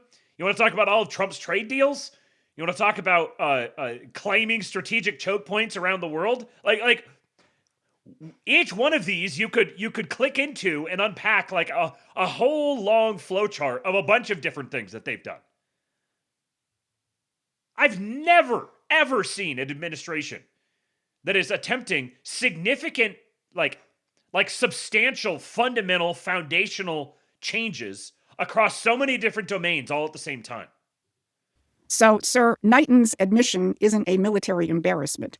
It's a civilizational confession. But the empire's lost something else.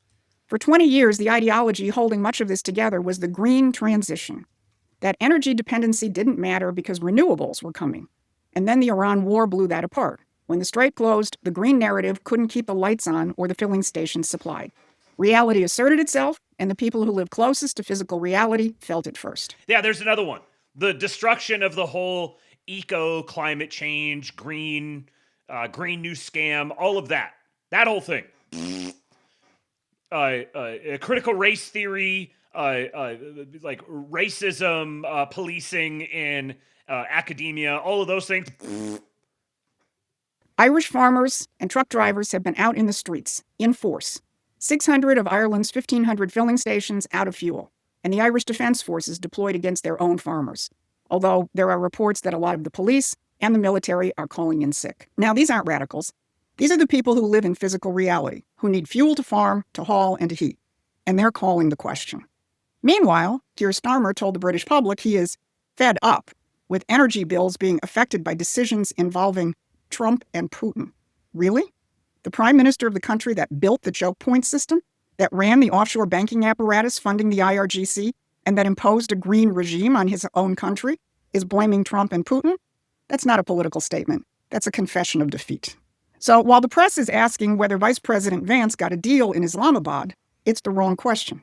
President Trump answered the right one before the talks started, when he said he didn't care about the outcome, because he'd already won the game that mattered. He dragged the extortion racket into the open.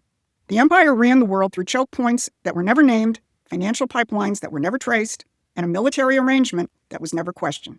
Concealment was their operating system.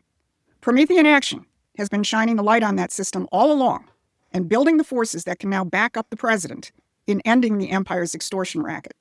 So if you want to be part of that, become a paying member or a contributor to our movement. Go to the Promethean Action website and sign up. Because the empire is running out of cards, and it's time to end their game. This has been your Monday Brief. Thanks for watching. Please take a moment and subscribe to our free newsletter at PrometheanAction.com. All the real patriots are subscribed to Promethean Action. Thank you to the MAGA grandmas. Miles Standish says, I just got a log of Velos for $14 at Circle K. Man, patriots are way up today. White males way up. White males have gone through the roof. White males way up. Just a quick note here. Chancellor of Germany says the U.S. war with Iran is the main reason for the problems we are facing. And Kirill, Q appreciator spotted, says no. Refusal to use Russian gas and nuclear energy are the reasons for the German energy problems that will exacerbate shortly. This is an official representative, an official spokesperson of the Russian government. And here in the replies, would you look at that? My president. Germany is totally controlled by Russia because they were getting from 60 to 70% of their energy from Russia and a new pipeline. And you tell me if that's appropriate, because I think it's not. And I think it's a very bad thing for NATO, and I don't think it should have happened. And I think we have to talk to Germany about it. On top of that, Germany is just paying a little bit over 1%, whereas the United States, in actual numbers, is paying 4.2% of a much larger GDP. So I think that's inappropriate also. You know, we're protecting Germany, we're protecting France, we're protecting everybody, and yet we're paying a lot of money to protect. Now, this has been going on for decades. Germany. They're calling him the most consistent motherfucker you've ever seen. Regarding Iran, just Loki pointed this out, and this is one of those thoughts that I wish I would have thought first. He says, I remember during the Tariff Supreme Court case, the government was like, now, if this had just been a blockade, it would have been fine, yeah? And the Supreme Court was like, of course, that would have been the most legal constitutional thing that has ever happened. Huh! Fascinating. You're telling me that before the United States went and blockaded the Strait of Hormuz, or more precisely, blockaded Iranian shipments in and out of the Strait of Hormuz, before that, they got a comprehensive rubber stamping from the Supreme Court that blockades are 100% completely within the president's unilateral authority to determine whenever he wants. And now it's blockaded. This person here, Clouded Mind, said, my thought is that Trump does not react to markets, but rather he tries to engineer them. He does everything to actually have markets on his side. He tries to make market performance contingent on a U.S. win in Iran. He creates a massive financial constituency that needs him to succeed, which then generates the political capital to actually do it. This is one of the things that I've tried to figure out how to fully communicate this. That part of the reason why I'm so optimistic about many of these changes that he's made is because of the sheer mass of wealth that he has gotten bought into the whole project, particularly the reindustrialization, the re-onshoring, the all the trade deals, and all of the partners, the different partners that had to get bought in, that now have strong financial incentives for this to continue. He's doing this. He does this in his negotiations as well, where he's constantly trying to pull as many nations as possible into a deal to resolve a conflict in a particular region, which then enables him to pull back from it. You create the Board of Peace. You create the this network spiderweb of negotiating parties around Iran now. But then you also see, when it's something that he's directly pursuing as a strategic interest, he goes and he signs bilateral agreements. After Liberation Day, after all the tariffs, he went and signed one-on-one bilateral agreements with all these different countries. He won't even negotiate with the EU. He doesn't even recognize the existence of the EU as a sovereign actor to negotiate with. He tries to focus on individual countries to sign individual deals with them. So with Indonesia, he goes and he signs a straight bilateral deal with them. It's not some new big treaty organization with some new council sitting in front of it and all of that. Heck, he'll do that when he wants to withdraw from it. I'm going to get all of you guys all bought into this Abraham Accords, Board of Peace, all these different organizations he started. They're all like, you all got to buy in and we're going to pull back. Markets stop being a constraint and become an asset. The wall of worry becomes his tailwind, not his headwind. He's trying to flip market psychology from bearish on war uncertainty to pricing in American victory, specifically on Iran.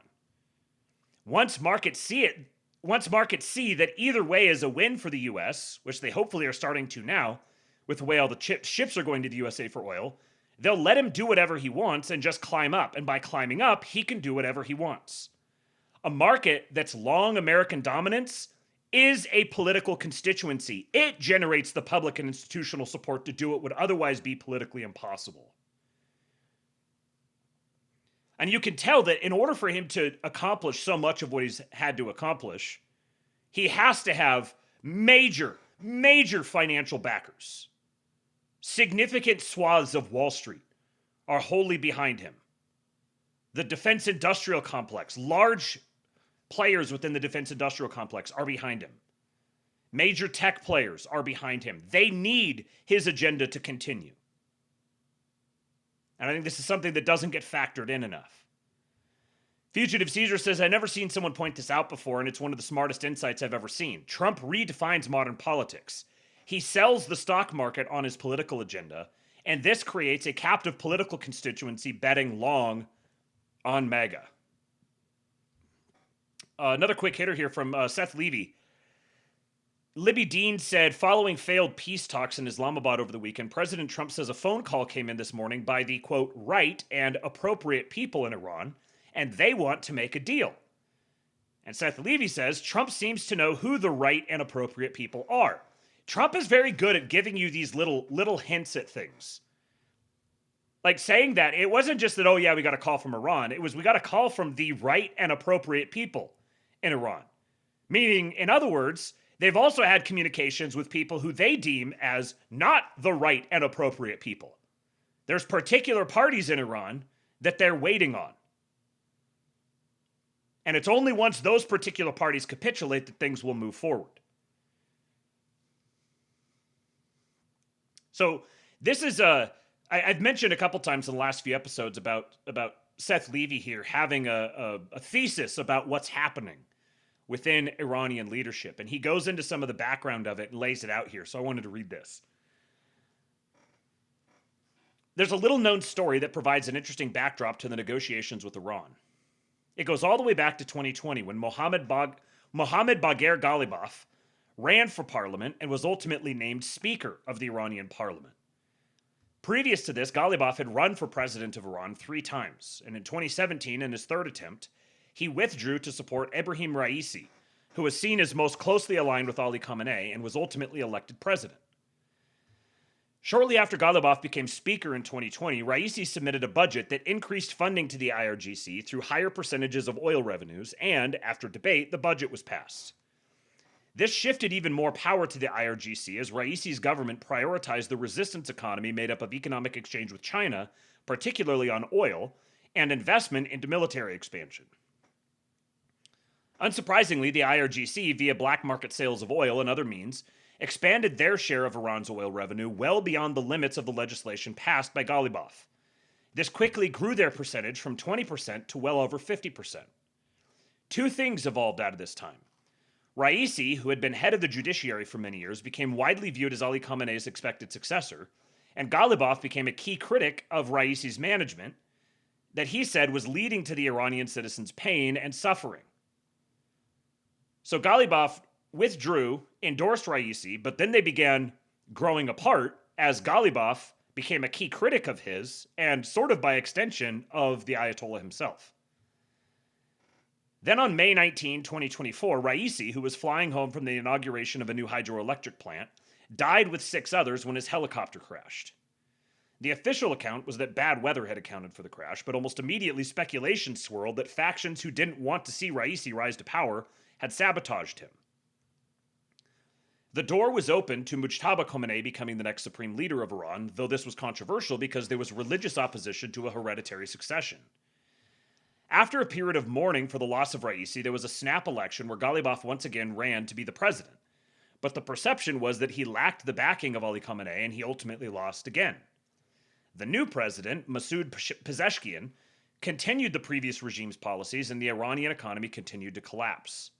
Then the United States, in June of 2025, struck the Iranian nuclear facilities, and in February, he says 2026, Ali Khamenei was struck in an attack that left him and many other leaders dead. The path was now opened to the ascension of Mujtaba and Ghalibaf. What to many of us seemed to have started just a few months ago had roots going back into 2024 or even earlier. Everyone that was in the way of the two men currently leading Iran were eliminated over a relatively short period of time. I'll leave it to you to decide whether this was a series of disconnected events or whether there was a level of Machiavellian maneuvering. And boy, would that just make a lot of sense. It seemed for a while now that there was kind of hints or whispers or kind of shadows implying that the administration had people on the inside in Iran that they were actually covertly coordinating with, which might have even been part of the reason why some of their operations have been so successful, because that information, some of that intel had to get out somehow. And was it being secured by the IDF or the CIA or whatever directly going in there and like pulling it out, or were there people on the inside? It's kind of the same story from two different perspectives. But it will be. I don't know enough to like make a prediction directly myself, but it really strongly seems to me like a year or two from now we're going to look back and it's going to be pretty clear that these two guys, Ghalibaf and Mujtaba, coordinated to get themselves installed at the head of a Iranian government that becomes much more normalized and integrated in the region there.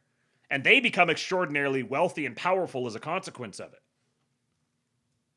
I suppose we will see. But Seth Levy's been calling his shot on this for almost the entirety of the war. So it'll be he's offered himself up to take a reputation hit if it doesn't pan out. All right, now here's another really good breakdown from a guy I've played here on the show before, Matt Dines, one of our beloved Luang Gooners.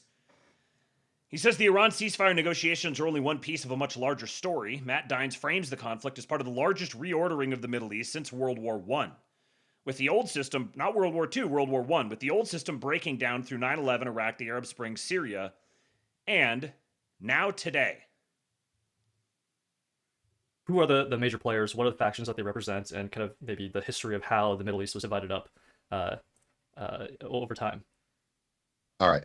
So I'll go back 100 years ago, since we're a history of money podcast as well, is what we try to focus on. But tied to that is empire, governance, and control, right? And so I think to understand what's going on literally this week with the ceasefire in Iran, the big news headline coming out on Tuesday, April 7th, you got to go back and just understand where the starting point was in terms of what was established and laid down in place, and that thing is kind of what's going through its evolution and reordering as we speak. This reordering, I'll get into it maybe in a little more detail on a later podcast, but I think of this as being basically in process since really the global financial crisis of 2008, or even you could say the attacks of September 11th really precipitated this process in motion with the U.S. and it was a broader coalition going in. I think the U.K., Poland, et cetera, were involved, but turnover in Iraq, getting rid of the Saddam Hussein regime,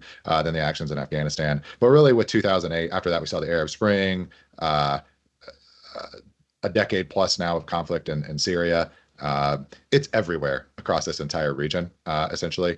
Everything north of the GCC countries, what we call, I guess, if you just want to find a name for this stretch of land, the Fertile Crescent, right? The old Fertile Crescent that we all learned about in our grade school social studies classes as like the cradle of civilization as we know it today.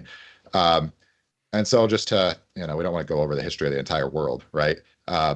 Please. But what we're looking at right here with the U.S. Iran, I think, is like the next step in this biggest of reshufflings that has taken place since World War I. And if we just want to do the TLDR summary of World War I, I think we overly focus on what the war was and meant from the standpoint of just being a complete meat grinder. So many young men lost their lives for what appeared to be no apparent reason, and we focus on like the battle line on the Western Front between France, Germany, all those Northern European nations who lost a generation of its young men. But really, what I think about World War I as representing was think about the outputs, what happened afterward, the net effect, where the rubber meets the road, was you had the land empires all collapse. So German Empire or the Prussian Empire, Austro-Hungarian, Russian Empire, and the Ottoman Empire were all zeroed out. And I'll argue that was itself the purpose of World War I, right? We can go through, like Peter Frankopan's The Silk Road actually presents this, so I'm not,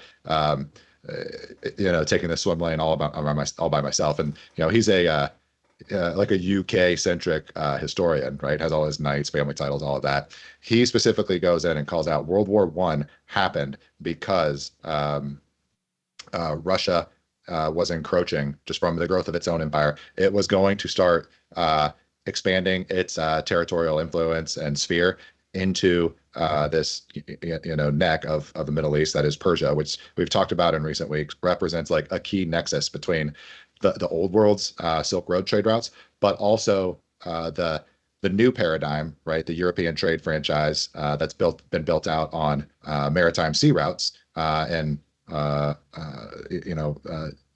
trade with ships on water, as opposed to like literally caravans of camels walking across roads. This is one point that I think is underappreciated. That the conflict between Europe generally, but particularly the UK and Russia is centuries old.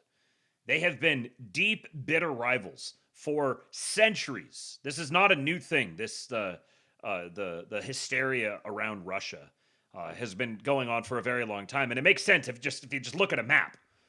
If you have Russia as this extremely large, very resource-rich region up here that wants to be able to extend its control down to the Indian Ocean, and then maybe down into Africa through all of these really key trade routes. And then Europe being, obviously not on the map, but Europe being kind of just a peninsula. Like Europe is like a glorified peninsula on the end of the continent that is largely comprised of Russia. It's Russia and China and then all the other regions around it. But there's like this one big gigantic landmass, and Europe comprises the tip of one peninsula of it. So for Europe to access all of the resources required for it to expand and grow its power and its level of wealth and everything, it needs to be able to enforce access through all of these different trade routes. So there's a natural geographic region why Russia and the European powers writ large, but particularly the primary maritime-based empire, there's all sorts of geographic reasons why they would be inevitably thrown into constant conflict with one another. That's what's turned the Middle East, broadly speaking, into such a perpetual, relentless hotbed of conflict and war. There's lots of other reasons for that as well. I mean, this is like the origin of the human species, or at least in this iteration of the human species, if this is where everybody of the populations grew and emerged out of, then there's going to be deep and lasting conflict rifts that are perpetually going to be boiling up to the surface for all kinds of reasons. But the UK-Russia rivalry is a really, really important one, and it directly implicates this region. Iran, or what the British call Persia, is really the key nexus for both of those two things because of its proximity over the key choke point that we're all hearing about right now with Persian Gulf, Strait of Hormuz, etc. But you look back at the map, we don't need to go into this, but effectively what you got was an expansion of British interests as in this region, the Ottoman and Russian empires collapsed and went into retreat. So this kind of new order that was being established like post 1918, that's, in my opinion, what we've been living through, like a reordering of that structure put in place 100 years ago, really with September 11th, kickstarting those events. And sometimes the titles or the explanatory, I guess, smoking guns are right under your nose. But like, well, it was 9/11. It was attack on literally the World Trade Center. This is something that centers around the business of trade. That is kind of funny. It was an attack on the World Trade Center. I never even kind of put that together before, but I guess that makes sense. JLH says, we need to come to terms that Spangler was right. The West died. It is dead. For the past century, however, we've been pretending that we can revive it, but it is not coming back to life. The white pill is that America is alive, thriving, and growing. Put our energy into building here. Quit looking backwards. Stop pretending we can bring the West back to life. So true. So true, JLH. That is a Patriot post right there. And Tikon follows up with, America is the West. And I like where your mind's at, Tikon. America is I'll say America is the inheritor of the West. The West, if the West has died, if we can kind of synthesize those two posts, the West has died, and what has taken up its mantle is America. And an upheaval in that kind of base layer of the global economy is literally what we're living through in real time. And that just tells me this process is unfolding, and we're getting into a point where something that was unstable before, this old structure that we have up here on the map that was laid out in World War I, and then kind of cemented and locked in with World War II. We've been living under that order for basically 70 years, the entire lifetime of essentially everybody who is active in the economy today has grown up swimming in this water. All of that is very quickly changing, I think, under our eyes. So we'll get into the macro charts. Now, what I want to talk about here, what I'm going to use to illustrate this is the ceasefire this week. Please do tip your streamer, folks. Tips.kingpill.com. A reminder for those who have come in late, today is Amy's birthday. And so if you would like to wish her happy birthday, the best gift you could give her is a $29 tip, which will reward her with being able to see her little baby on the screen and hear his voice. Processing this Tuesday, right? Tips.kingpill.com.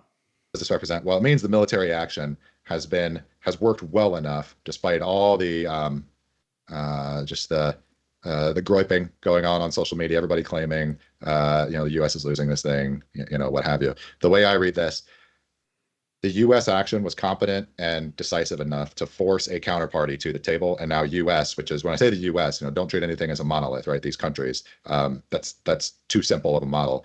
The 47th administration, representing its power faction on behalf of the U.S., has come down and agreed to sit at the table. That's a good framing.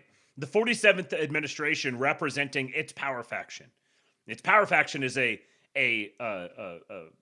coalition of different interests, but these interests are not organized around the Trump administration for the electoral reasons per se.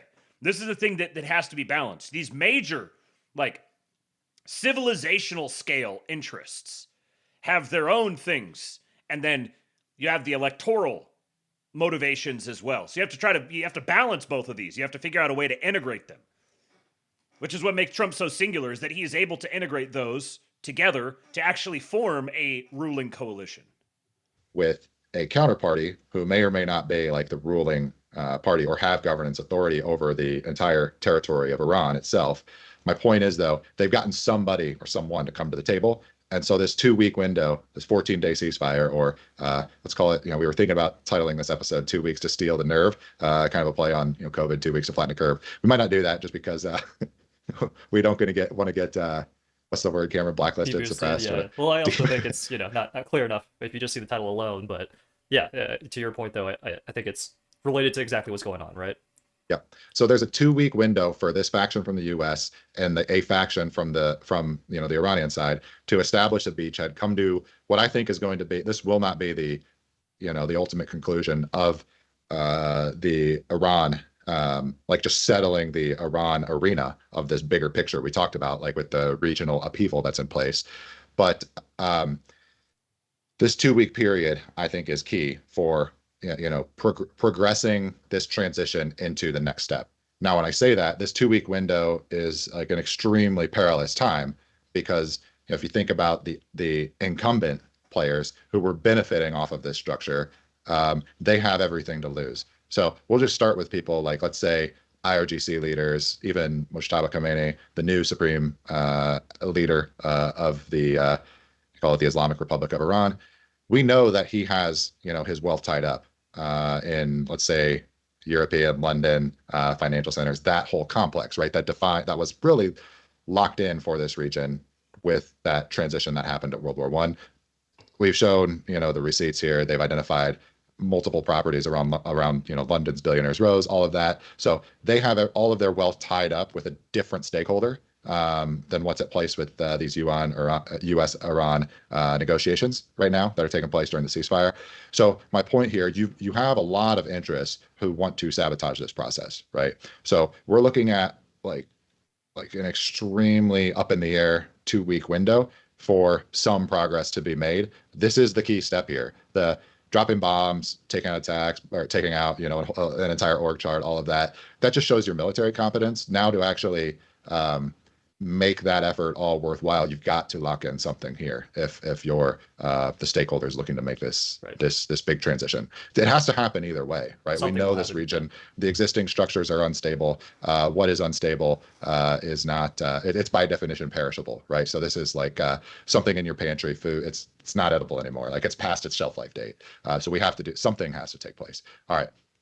So what I was thinking Tuesday. So like, within another week or two, I'd imagine that there is going to be some sort of major development. Now, there's strong signals coming out of the administration, and all of this is gamesmanship. There's all, these are carefully crafted statements intended to achieve a particular end. So there is signals coming from the administration that they're very close. They're very close to a deal. They want to have a deal. They want to make a deal. Some of this obviously is massaging the expectations of the market. But you've also got to realize that even when the market does bad things, that's not necessarily a bad thing.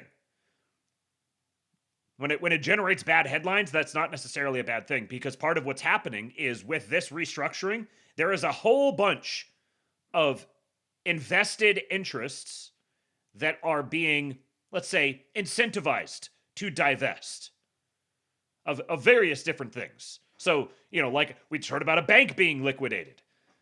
You've got like treasuries being dumped. Many of these are sorts of things that actually there's an incentive to make it happen.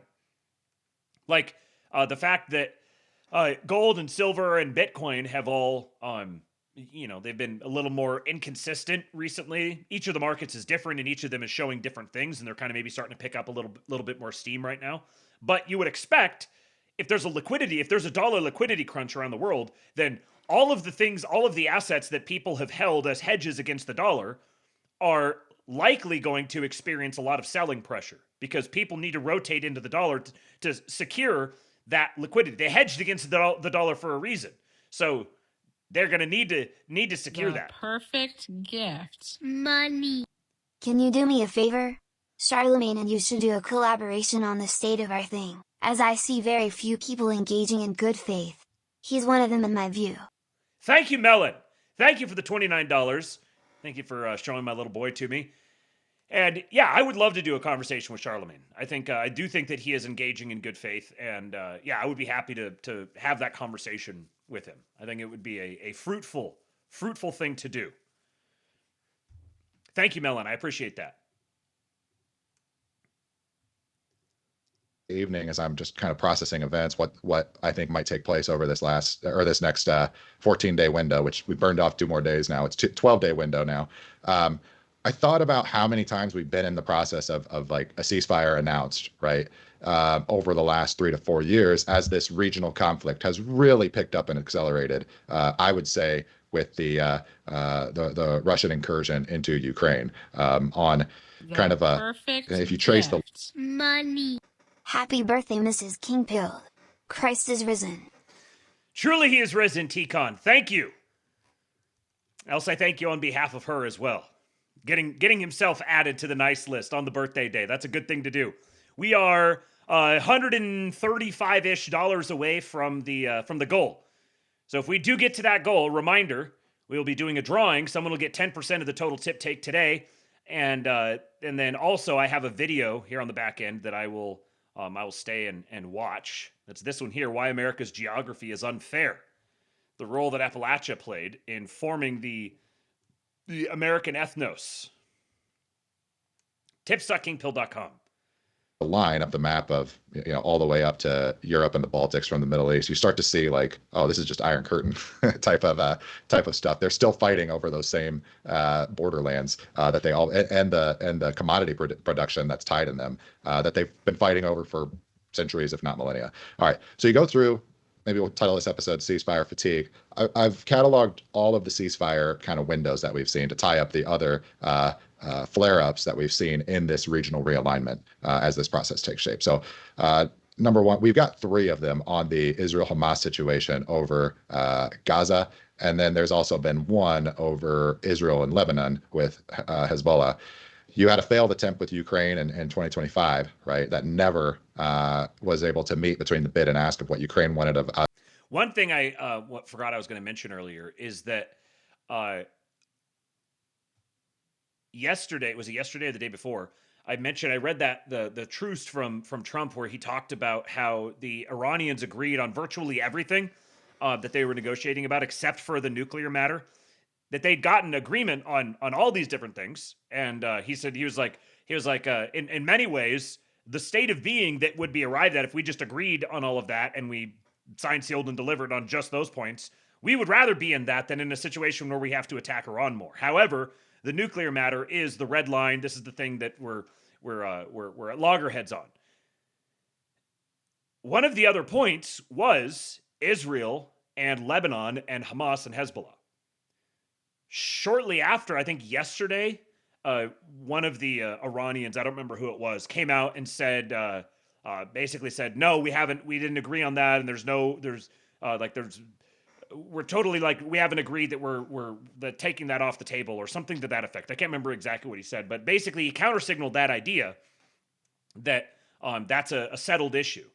And it's just a good time to remember that there is a lot of psyops happening right now. And if your operating principle is that there are multiple different parties vying for power within the Iranian power structure, and that the Trump administration is either in agreement with some and negotiating with others, or in agreement with some but having to maneuver and line up whatever different operations they would need to eliminate the others. All these public statements are going to be crafted to shape expectations and narrative around that. They're not necessarily representations of exactly what the truth is. You can't take either side as factual in the statements that they're making. So, I wouldn't be surprised to see more military operations in Iran at some point over the next couple of weeks. And it's plausible that could either be like everything's just falling apart and it's all going to hell in a handbasket, break glass in case of emergency. It could also be that these are operations that are targeted at the remaining influences within Iran that are obstructionist. They're taking out other assets at the behest of whomever they're negotiating with in Iran. So I'm sure that there's already has been and may even be more effectively collaboration between Iranian leadership influences and the administration to take out competition in Iran. Out of its bulleted list of points, or Russia wanted out of its bulleted list of points. So there was never any meeting in the middle where any side or both sides could agree to a ceasefire on that open front. Now we've got one in Iran. My point here, like markets, we're thinking about right now what to do over this, how we want to react. My take here, if you're the U.S. side, or what we call the faction of the U.S. that's represented by the 47th administration, you really just want to take some ground. You don't have to solve the whole thing here. You just have to move the ball forward. What does that mean? Give Iran some of the things that they want. Like they want to be removed from sanctions. Like we look at this number 7. It's like, okay, if that's your ask, well, we can meet you with a bid of, hey, some parties who we view as representing the interest of the civilian government of Iran. That could be wealthy families, it could be financial institutions or banks, it could be, part of the civilian military artesh, et cetera. Just whoever those people are, those individuals or businesses might come off of sanctions and be allowed to do business with ultimately what amounts to the U.S. Treasury as a counterparty, right? Are they allowed to receive dollar proceeds from the base asset, right, which is levered USTs, is kind of how the existing dollar financial system works. It's turtles all the way down. But I think that's the tell you're looking for here is who makes it out of this process on the whitelist for, the OFAC sanctions of who's allowed to do business in Iran. So that's another way that the power can be shifted, that the United States can play a significant role in shifting the balance of power among factions in Iran is by removing sanctions from particular individuals or particular institutions. Now, doing that, if you haven't sufficiently constrained the other hostile parties, is effectively equivalent to putting a target on their backs, which then offers up the possibility that you might do it precisely for that reason. You might relieve sanctions on someone that you're hostile with precisely to target them for something. There's like all of these different levels of play and counterplay, and it's a game. It's a game, and it's being played at an extremely high level. So you got to surf the wave. You can't go like soaring up to the highs and dropping down to the lows and hanging on every single word or development. You got to kind of retreat and sort of just try to evaluate the playing field. The United States has already signaled, I think JD may even said this directly, that they've already offered to lift sanctions on them. This is something that's absolutely on the table. One of the recent reports, which again, take it with however much salt you think it needs, probably needs quite a bit, but one of the recent reports is that the United States offered them a 20-year moratorium on nuclear enrichment. So it's not you're never going to be able to enrich uranium, but we're going to agree on a 20-year moratorium. We're basically going to kick the ball way down the field and wait to get to that point down the line and hope that over the next 20 years we have a plan to ensure that this doesn't come up again. And obviously there's all the sorts of constraints and everything that go around there. There's never going to be like a super clean, magical date where from there forward it's all just going to be, lollipops and sunshine and rainbows. We now live in the utopia. No, that's never going to happen. It's going to be an ongoing thing that happens for a while. But the reports, one of the most recent reports, is that the enriched uranium for 20 years, the moratorium on enriching uranium for 20 years is something the Iranians asked for, and that the United States is willing to grant with conditions. Because it is not going to be, in my opinion, a just blanket whitelisting of all parties, fair game, everybody go do business in Iran. That is not happening, right? Yeah. So if you're part of the adverse faction who's on the other side of this, who wants to see the status quo maintained, those people are not going to make it through this whitelisting process. All right. Number 8 is release of Iranian funds frozen and frozen assets held by the U.S. What does that mean? Just opening up those same institutions to basically play inside of the dollar financial system, right? And if you think about this was part of the process for the JCPOA deal back in 2014, 2015 that Obama agreed to with the countries we call now the E3, UK, France, Germany. So it will not be the same thing as an agreement between U.S. with the E3 with the existing government of Iran. I think that with the U.S. leading from behind in Obama's terms, look for this to be something more just U.S. only, Iran only, but you may get other friendly counterparties in the region. GCC, who knows? China might even end up being privy to this. Who knows how this shakes out? But it'll be. I would not at all be surprised to see something where China becomes a party to this, and that the United States offers them this way to come. Again, we keep expanding the table, get more people to come in. China, maybe you come in and you have a responsibility for policing a certain aspect of this to get you bought in, to get you invested. So this is not just strictly a United States has to manage the whole thing sort of deal. What was the other thing I was going to say?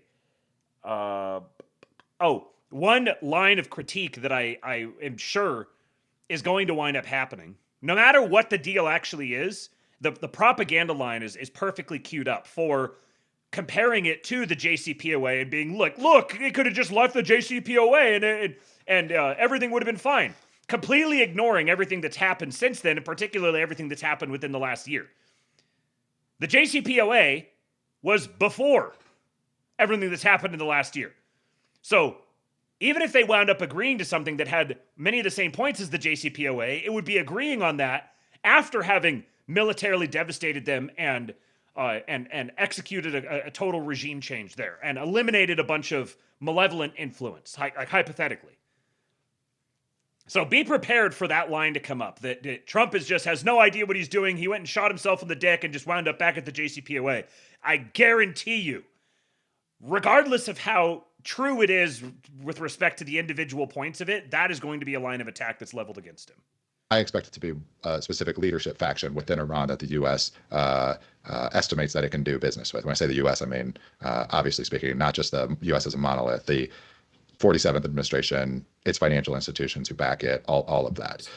So I think that's what we're looking for. But now I want to go into, you see this process taking place, and you're already seeing the saboteurs kind of try to spike this deal. And really all they are trying to do is flood the zone, right? Just inject enough chaos into the process, leak memos from Five Eyes. Hey, you can't trust the IRGC to uphold the ceasefire. Oh, Israel, some IRGC agent says ceasefire has already been violated because Iran has not stopped attacking Lebanon, et cetera. They're just trying to muddy the water, in my perspective, to prevent this key step, this beachhead, from being reached. Yes. Right. So then anybody who jumps on that is whether malevolently or just carelessly, anybody who jumps on that is themselves then actively working. Anybody who's like championing that, like, oh, look, see how stupid they are? Look how dumb Trump is. He doesn't know what he's doing. He's betraying us again. They're literally just serving as mouthpieces for the global establishment that they claim to exist against. That's what we're watching here in the headlines. This 2-week period, expect it to be very muddy. Things are going to be up in the air in the headlines. But I think on the net, what you want to use to get your bearings here, use use markets as your ultimate signal. The bigger, the better, right? The more liquid, broadly held, et cetera. Now, just right now as we were watching that video, Dave Johnson, gayest man in the world, just posted this in the King Pill Discord. Trump just went off on the UK. This is what he said. Europe is desperate for energy, and yet the United Kingdom refuses to open North Sea oil, one of the greatest fields in the world. Tragic. Aberdeen should be booming. Norway sells its North Sea oil to the UK at double the price. They are making a fortune. UK, which is better situated on the North Sea for purposes of energy than Norway, should drill, baby, drill. It's absolutely crazy that they don't, and no more windmills. What a fascinating new angle on this. You've got the king coming over to the White House in a couple of weeks. You've got Brexit being fully, completely official in June, I believe. The 10-year window is up in June. And now you have Trump throwing a little grenade here at the UK public as the energy crisis begins to worsen. Look at this. You guys have all of this energy right there that you could be going and accessing yourselves. Instead, you're buying from another European nation at double the price. So, you get a little conflict developing here between the Anglos and the Scandies. Now you've got some intra-European conflict being stoked. And there's a video here. I haven't actually watched this yet, but just saw it in the Discord, and it was relevant. So let's see what it says. Well known in Scotland. Wind is a disaster. But in Scotland, across the UK, wind farms. I know, it's a shame. It's not his fault. I used to tell Alex Salmon. Have you spoken to the Prime Minister, and will you speak to the First? Well, all I can do is give my look. Wind is the most expensive form of energy, and it destroys the beauty of your fields and your plains and your waterways. This is old, I think. Look out there. There's no windmills. But if you look in another direction, you see windmills. When we go to Aberdeen, you'll see some of the ugliest windmills you've ever seen. They're the height of a 50-story building. Yeah, this must be when he went over there and he invited the prime minister to come visit him at his manor. You're going to show up here. You're going to come visit me on my territory, in your country. And you can take 1,000 times more energy out of a hole in the ground this big. This big. It's called oil and gas. And you have it there, the North Sea. This big, that nobody would even see. You can take 1,000 times more power because the wind is intermittent. Look at that body It's language. extremely expensive. Look at that body language. The queer. He's like, crosses his leg away from him. He's got his lips tightly pinched. I mean, they always look like that, but they seem extra tightly pinched. Crosses his leg, leans away from him, closes off his body. He doesn't like what he's hearing. The windmills are made in China. They used to be Germany and China. Now they're mostly in China. They all come out of China. They say that the blades, which are carbon fiber, you can't bury. Oh, okay, you can't bury. What are you going to do? Dump them in the ocean someplace? Because they only last a certain period of time. And remember, a windmill has a life of 8 years, especially when they're out in the salty sea, and they start to rot and to rust. You're going to have to replace them. It's very hard to replace them. This is a fucking struggle session. Wind needs massive subsidy. And you are paying in Scotland and in UK and all over the place where they have massive subsidies to have these ugly monsters all over the place. So I've restricted windmills in the United States. Now, a couple we have, you know, the poor stupid people at the beginning, they approve them, so they have their full approvals. But I've restricted windmills in the United States because they also kill all your birds. You know, they wipe out. You know, it's interesting. If you shoot a bald eagle in the United States, they put you in jail for 5 years. And yet windmills knock out hundreds of them. They don't do anything. You've explained that. So it's a very expensive energy. It's a very ugly Look energy. at him squirm. And we won't allow it in the United States. How can you not love this man? He goes to their country, invites them to his manor, and then proceeds to subject them to a struggle session about windmills. All right. The CATO people are literally panicking that Trump cut legal immigration more than he cut illegal immigration. And you are black-pilled? Grow up. So true, America First Insight. That's not the first time we're going to see you today. David Beer. Listen to this. This entire thread I'm about to read you is entirely being presented as a bad thing. David Beer is very upset about this. Trump has cut legal immigration more than illegal immigration, as I predicted. While illegal entries have fallen, they continued a prior trend, falling more before he came back. Meanwhile, Trump has cut legal entries, reversing the prior upward trend. Of the decline in Border Patrol arrests from their peak, 83% occurred under Biden. Of the decline in Border Patrol releases, 96% occurred under Biden. Illegal immigration was lower when Trump came into office than when he left office. I mean, Not all that inclined to believe that's necessarily the case, but even still, okay. Meanwhile, legal entries by people requesting asylum at ports of entry fell 99.9% under President Trump's second term. That decline alone is greater than the decline from the drop in illegal entries measured as Border Patrol arrest releases, but it doesn't stop there. This graph here, this is legal entries by asylum seekers at U.S.-Mexico legal entry points. Look at that! January of 2025. Boom! Red is asylum seekers. Blues is total inadmissibles. Look at this. Insane. Just fell off a cliff instantly. Down to zero. This is what doing nothing looks like. It's not just asylum. Trump has cut the refugee program by about 90%. This program is for persecuted people, mainly Christians under Biden, who were vetted abroad and entered legally with a path to permanent residence. Trump immediately gutted the program. Number of refugees admitted from abroad. So here's Obama, way up here. Trump first term, way down. Biden, all the way back up again. Trump second term, way down. And now there's some that are coming in because they're coming in from South Africa. Afrikaners. We don't have the most up-to-date data for immigrant visas, mostly for family members of U.S. citizens entered for permanent residence, but the trend was down. And then Trump and the State Department banned nearly half of all immigrant visas starting in January of 2026.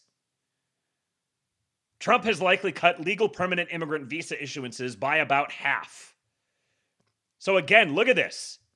Now this big drop here obviously was because of COVID. It was very convenient. But then steady climb all the way throughout Biden's term, and now it's precipitously dropping again.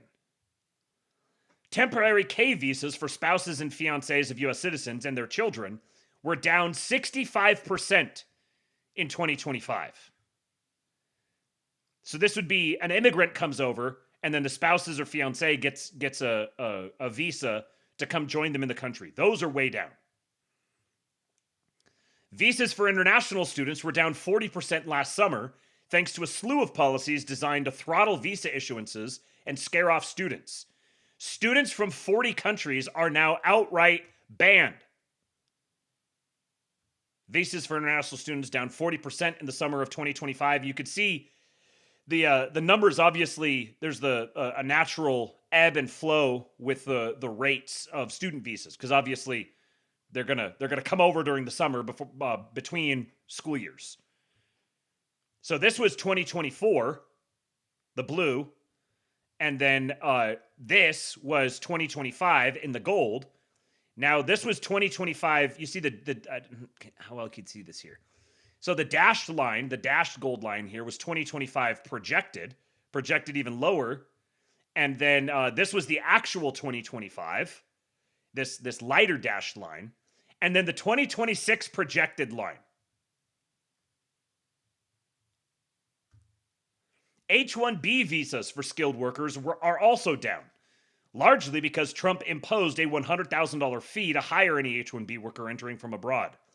Most H-1B visas issued abroad are renewals, so the decline for new visas was likely closer to 90%.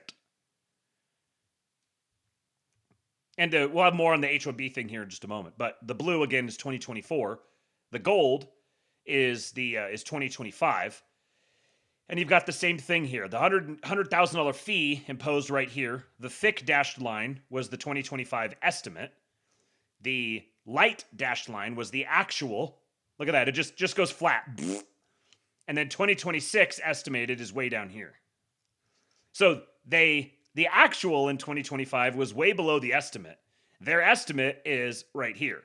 We'll see where it actually is. When you add it up, the immigration collapse looks like this.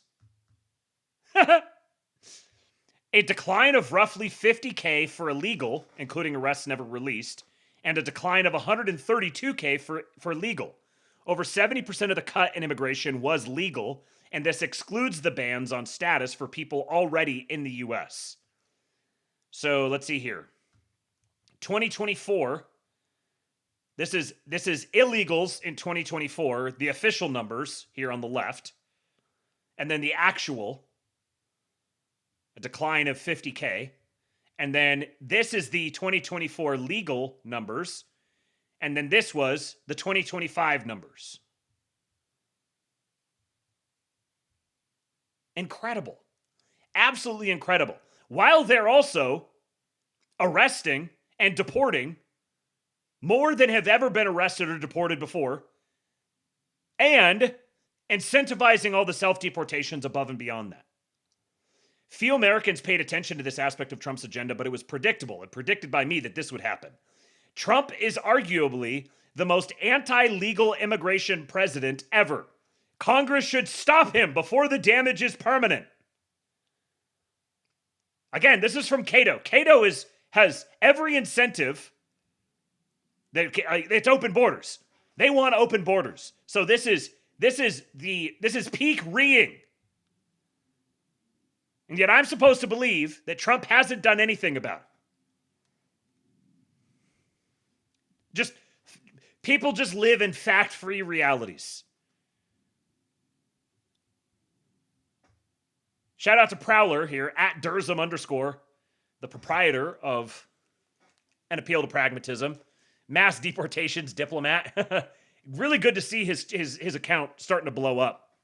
Let me go look and see real quick if his Telegram growth has corresponded.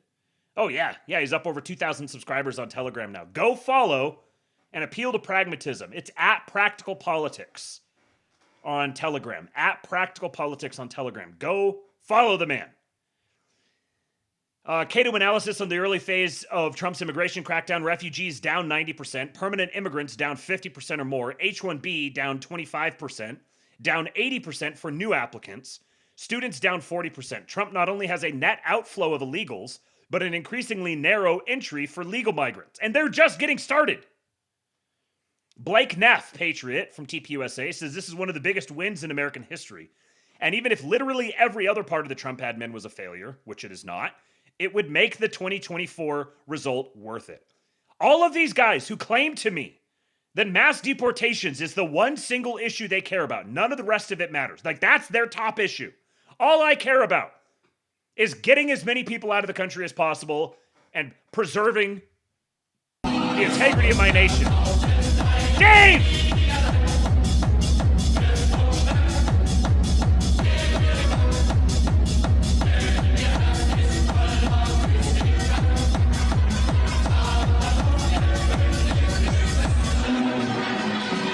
Send CATO to the crystals. Deport them all big and small. So true, Dave. Send him to the crystals. You know, Dave Johnson is the gayest person to ever walk this green earth. Here is the biggest, gayest man in the world. Wow. So gay. So gay. So as I was saying, all of these guys who told me that mass deportations, that immigration is their top issue, the number one thing they care the most about. And we've got the Gay Toes Institute howling about how Trump is easily the most immigration restrictionist president of all time. Yet they still insist that we've been betrayed. More from Prowler. Trump's 2027 budget requests a huge ICE detention boost again, and funding for domestic counterterror ops against anti-Christian, anti-American, pro-migration, etc. groups and individuals. This both would reinforce mass deportations and support the federal Antifa crackdown. So ICE is funded at $10 billion, maintaining the fiscal year 2026 level. The base request includes $2.2 billion to sustain 41,500 immigrant detention beds. Separately, WFTC provided $75 billion for ICE to activate up to 100,000 single adult detention beds and 30,000 family unit beds as part of expanded enforcement operations. They're not slowing down, they're doubling down, they're expanding. President Trump's budget request to Congress contains the largest counterterrorism spending increase in years. And buried inside it is a new FBI-led center dedicated to proactively hunting Americans the government classifies as so-called domestic terrorists. Ooh, that sounds scary. I wonder what they mean by that. Domestic terrorist lone offenders will continue to pose significant detection and disruption challenges because of their capacity for independent radicalization to violence, ability to mobilize discreetly, and access to firearms. Additionally, in recent years, heinous assassinations and other acts of political violence in the United States have dramatically increased. Commonly, this violent conduct relates to views associated with anti-Americanism, anti-capitalism, and anti-Christianity, support for the overthrow of the U.S. government, extremism on migration, race, and gender, and hostility toward those who hold traditional American views on family, religion, and morality. In September of 2025, President Trump signed NSPM 7, directing the FBI and Joint Terrorism Task Forces to coordinate a comprehensive national strategy to investigate, prosecute, and disrupt entities and individuals engaged in acts of political violence. Anti-Americanism, anti-capitalism, anti-Christianity, extremism on migration, race, and gender, and hostility toward those who hold traditional American views on family, religion, and morality. Now, could this be something that's twisted and used against us if Democrats get back in power? Well, yes, of course. But you have to govern. You have to govern. You can't just not govern. You can't just not use the tools at your disposal because the bad guys might get into power again and use them against you. No, you use those tools to destroy the bad guys. You ensure they don't ever get back into power. Reminder. My Twitter banner. In this house, we believe Democrats are evil. Ban Democrats. Democrats are in communion with the devil. Don't give me this like, oh, surveillance society, Palantir. In this house, we do not tolerate libertarians. No, we are going to use the apparatuses of the federal government to hunt down and punish our enemies. And we're not going to give up power again. Don't be a scared little cuck. Now, you may have heard that in spite of all of that, in spite of everything that I just read to you, you've probably been hearing about how the administration for the 975th time ever is queuing up for amnesty. They have insufficiently condemned this stupid bill, the Dignidad bill, put forth by this Beaner lady in Congress. Here's a great example of it. Revenant, who has turned into just one of the worst coal posters. People really hear the words, this administration opposes amnesty, and convince themselves that this is somehow a denunciation of the Dignidad Act. The but and everything after it is the substance of what he said. So I'm going to play this clip for you. This is how this clip is being framed up by people like Revenant and all these other retard right coal posters. They're framing this up as Stephen Miller is actually secretly planning an amnesty bill. He's supporting this Dignidad thing. This is actually, they've been coordinating with Beaner Lady to put together this amnesty bill because all of this has been one big long con. And we need them to come out and say things. Convince us that amnesty isn't an option. You have insufficiently convinced us of your position on amnesty. Please, assuage my fears once again. I know that you've done it a million times, but please, I need you to do it again. I'm like a beaten wife. This is the quote that is being trafficked around now as evidence that Stephen Miller is secretly planning to facilitate a mass amnesty bill. It's impossible to talk about immigration reform without sealing the border. Nobody I know, Democrat or Republican, who does not believe the border is sealed. Leads some to say, like farmers and meat packers, what about some of the illegals here that are helping my company? Which led Mike Lowell, a Republican in a battleground district, to roll out the Dignity Act. Here's a little of it. It says if you've been here more than 5 years, so not the people that came under Joe Biden's disastrous administration, but the people who have been in this country more than 5 years, 10, 15, 20 years, whose children and grandchildren may in fact be American citizens, they would qualify if they have not committed a crime. They pay back taxes, they pay a fine, they have a job, and they do not collect government benefits. They would qualify for a legal status, not citizenship. So a little about what he mentioned, but here's some of the facts. Just real quick, I gotta say, I've seen the amnesty bills put forth in the past.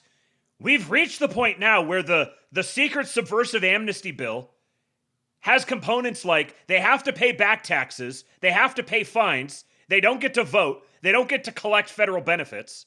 I'm not arguing in favor of this. I'm just observing the trajectory here. There's a bunch of other poison pills and stuff in the act. It's total garbage. The only reason that it exists is precisely so that retards on Twitter can spurg out about this and get demoralized. That's the only reason that they're putting this forth. And of course, the retards on Twitter are very happy to accommodate that. That's like their sole reason for existing now is just to facilitate, become mouthpieces for Democrat demoralization propaganda. So that's the setup here. Here's the setup. Here are the shocking comments that Stephen Miller made to reveal that the White House is getting ready to endorse a mass amnesty package to betray us once again. Facts with the Dignity Act. Where do you stand with it, Stephen? Well, you know that this administration opposes amnesty. President Trump has always been clear in his opposition to amnesty, and I, of course, you know my own views. But this administration opposes amnesty. Trump has always opposed amnesty, and you're familiar with my views because I routinely show up on media outlets and rant and rave about how I want an America of 100 million white people. You're well aware of my opinion on that. Apparently, all these retards on Twitter, because their minds just suddenly flip a switch and they change them overnight, they project that onto Stephen Miller and they think, oh, well, actually, the one guy who has done more than any other human being on the planet to facilitate a mass deportations policy, that guy is actually a secret amnesty advocate. And he reveals it because he says, the administration is completely opposed to amnesty. Just fuck off. Of course we're opposed to amnesty. But then he says, but. So there must be a bunch of really super subversive stuff coming. Let's hear. I want to reframe this whole conversation, Brian, if I could, to something that President Trump has been very focused on for a long time. And that's about having the kind of immigration to this country that makes us stronger, not weaker. I think this conversation gets siloed too often when we have to look at the whole picture. You saw the recent tragic case where an illegal alien from Haiti bludgeoned a woman to death in broad daylight with the hammer, smashing her skull in one hammer blow after another. That's what happens when you have open borders to this country from some of the most dangerous parts of the world. That's one person that Biden let in, the Democrats let in, to maim and murder our citizens, but there are thousands more. When you have open migration, as we've had, Brian, largely, it was very bad under Biden, but largely for 5 decades before President Trump, we had open migration from the most dangerous places in the world. How do your schools work? How do your hospitals work? How does your economy work? How do you have a society that can win all these great civilizational struggles against our adversaries around the world if you have to feed, house, clothe, educate, support, give affirmative action to millions and millions of people from failed states around the world? So President Trump has said, we want to have high-value migration into this country, not low-value migration. And we have to deal with the fact that we have millions of people here who are on welfare, who are not contributing, who commit a lot of crime, who consume a lot of public resources, and it's in the best interest of this country for those people to be humanely returned home. That's the big conversation. And so this old Washington conversation about amnesty is missing the whole point. The real conversation is, how do we have an immigration policy that makes it... Mr. Sue!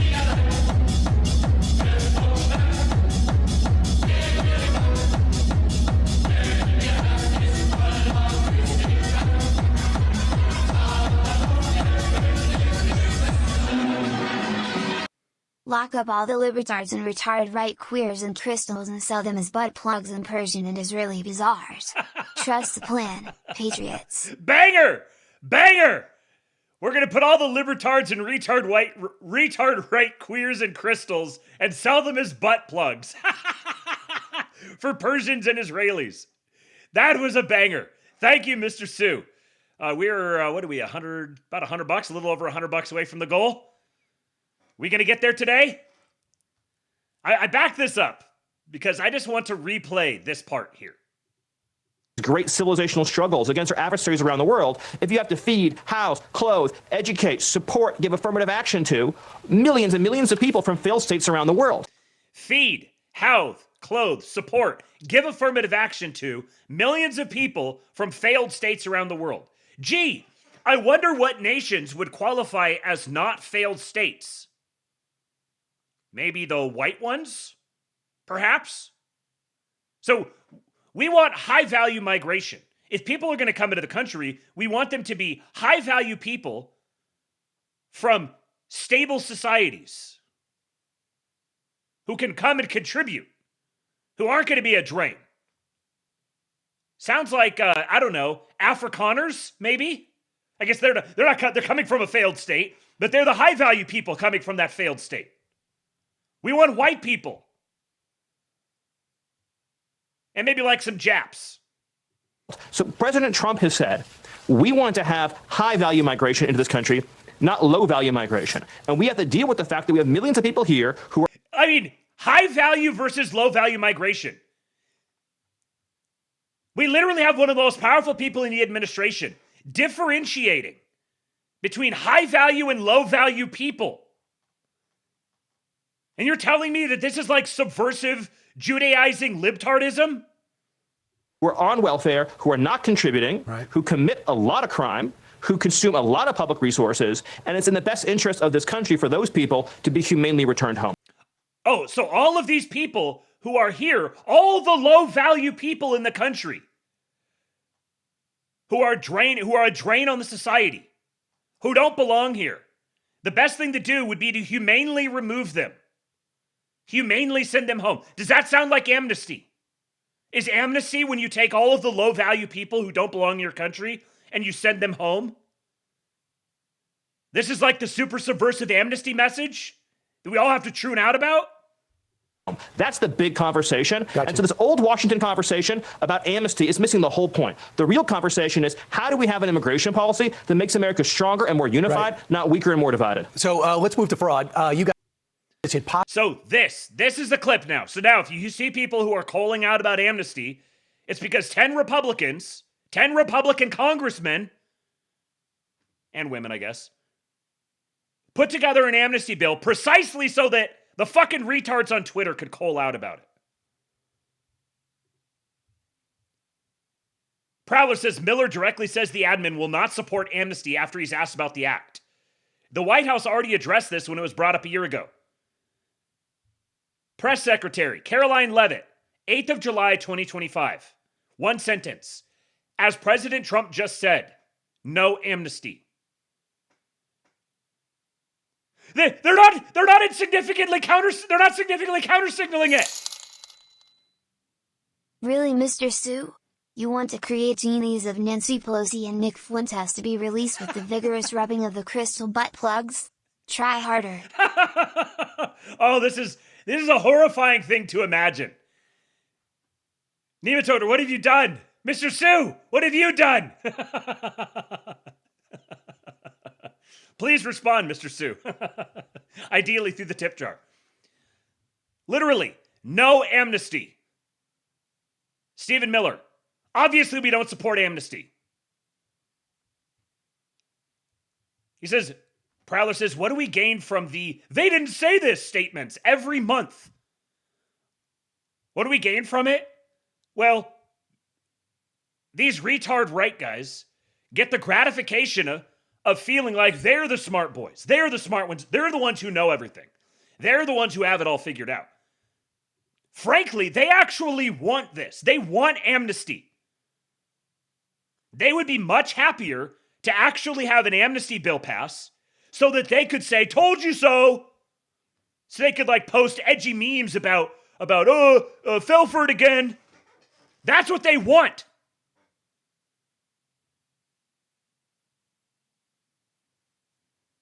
These are shitty people. They want to ride around on their high horse, get updates on the internet. This is just like a different iteration of Redditor. A pox on their houses. Look at this. Scott Bessent said an executive order mandating banks to collect citizenship information from their customers is in process, according to news outlet Semaphore. The Trump admin is about to debank illegal aliens.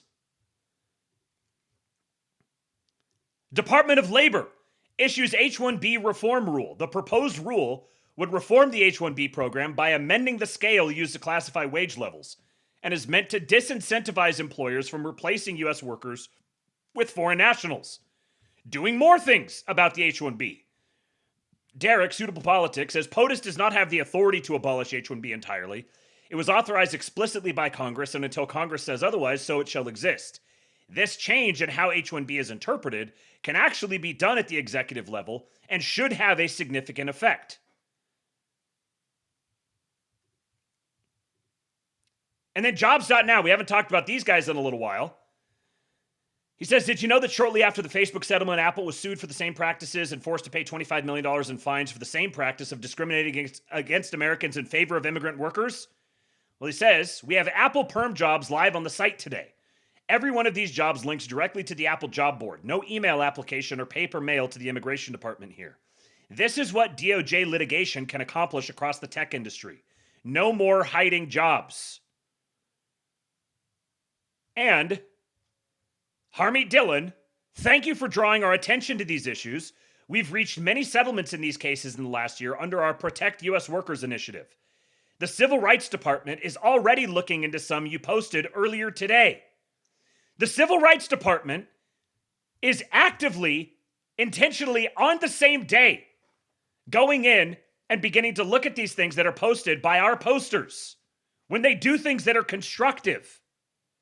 We've got a civil rights division actively protecting American workers and filing lawsuits against major tech companies to protect American labor against H-1Bs.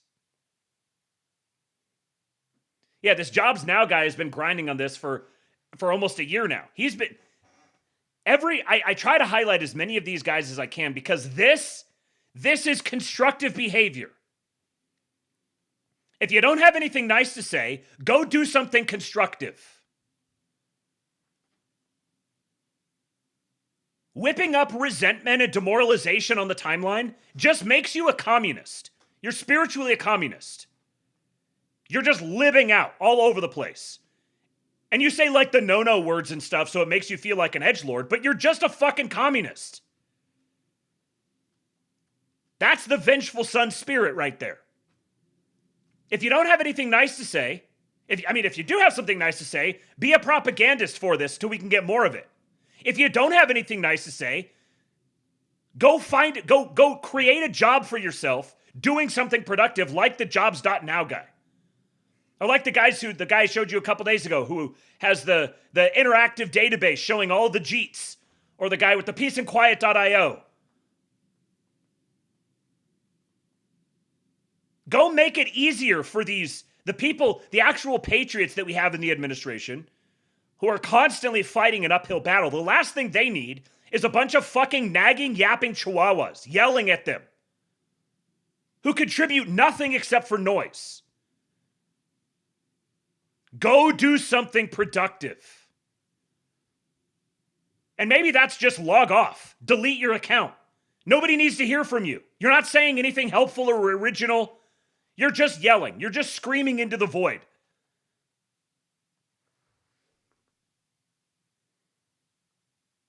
Despair is a sin. And you're trying to create it.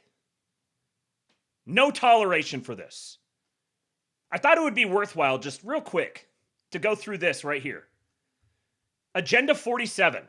All this talk about Trump betraying us. I didn't vote for this. This was his actual agenda. He very helpfully, for the slow boys out there, he very helpfully put it into one single document. I'm sorry that a couple of these go on to a second line. Hopefully your attention span can keep up with them. Number 1. This is 20 promises to the American people. Number 1, seal the border and stop the migrant invasion. Is that a check? Can we get let's get check marks or something in the chat. If you think each one of these is good or is accomplished, give me a check in the chat. Number 2, carry out the largest deportation operation in American history. I'd say that's a check. Number 3, end inflation and make America affordable again. This is an in progress. Inflation has been much lower than anybody expected. They've definitely tamped down on it a lot.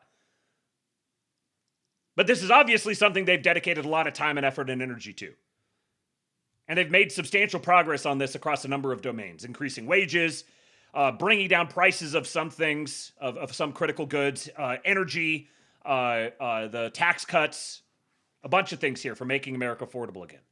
Number 4, make America the dominant energy producer in the world by far. That's a big fucking check. Yes. Number 5, stop outsourcing and turn the United States. Perfect gift. Money. The libertarian RW queers aren't genies. They're sex slave genies forever indebted to the horned demons. The 3 wishes they grant are explicitly restricted to Aladdin and Shlomo's sexual fantasies. Duh, idiot. Mr. Sue's on fire. Sex slave genies forever indebted to the horned demons. He's cooking. Thank you for the $29, Mr. Sue. We're getting close. We're almost there. So stop outsourcing and turn the United States into a manufacturing superpower. Yes. Number 6, large tax cuts for workers and no tax on tips. Check. Delivered. Number 7, defend our Constitution, our Bill of Rights, and our fundamental freedoms, including freedom of speech, freedom of religion, and the right to keep and bear arms. Kind of a broad one. I probably lost some of these guys with the 2 lines, lots of words there. Attention span can't keep up with it. But absolutely, protections of freedom of speech, protections of freedom of religion, some of the best pro-Christian propaganda I've ever seen from any institution in my life, much less the frickin' federal government. Number 8, prevent World War III, restore peace in Europe and in the Middle East, and build a great Iron Dome missile defense shield over our entire country, all made in America. That's another one that's like 70% done. But obviously something that has had a ton of attention directed toward it. Number 9, end the weaponization of government against the American people. Check. Number 10, stop the migrant crime epidemic, demolish the foreign drug cartels, crush gang violence, and lock up violent offenders. Check, check, check, check. Number 11, rebuild our cities, including Washington, D.C., making them safe, clean, and beautiful again. Check. Number 12, strengthen and modernize our military, making it, without question, the strongest and most powerful in the world. Check. Number 13, keep the US dollar as the world's reserve currency. Check. Number 14, fight for and protect Social Security and Medicare with no cuts, including no changes to the retirement age.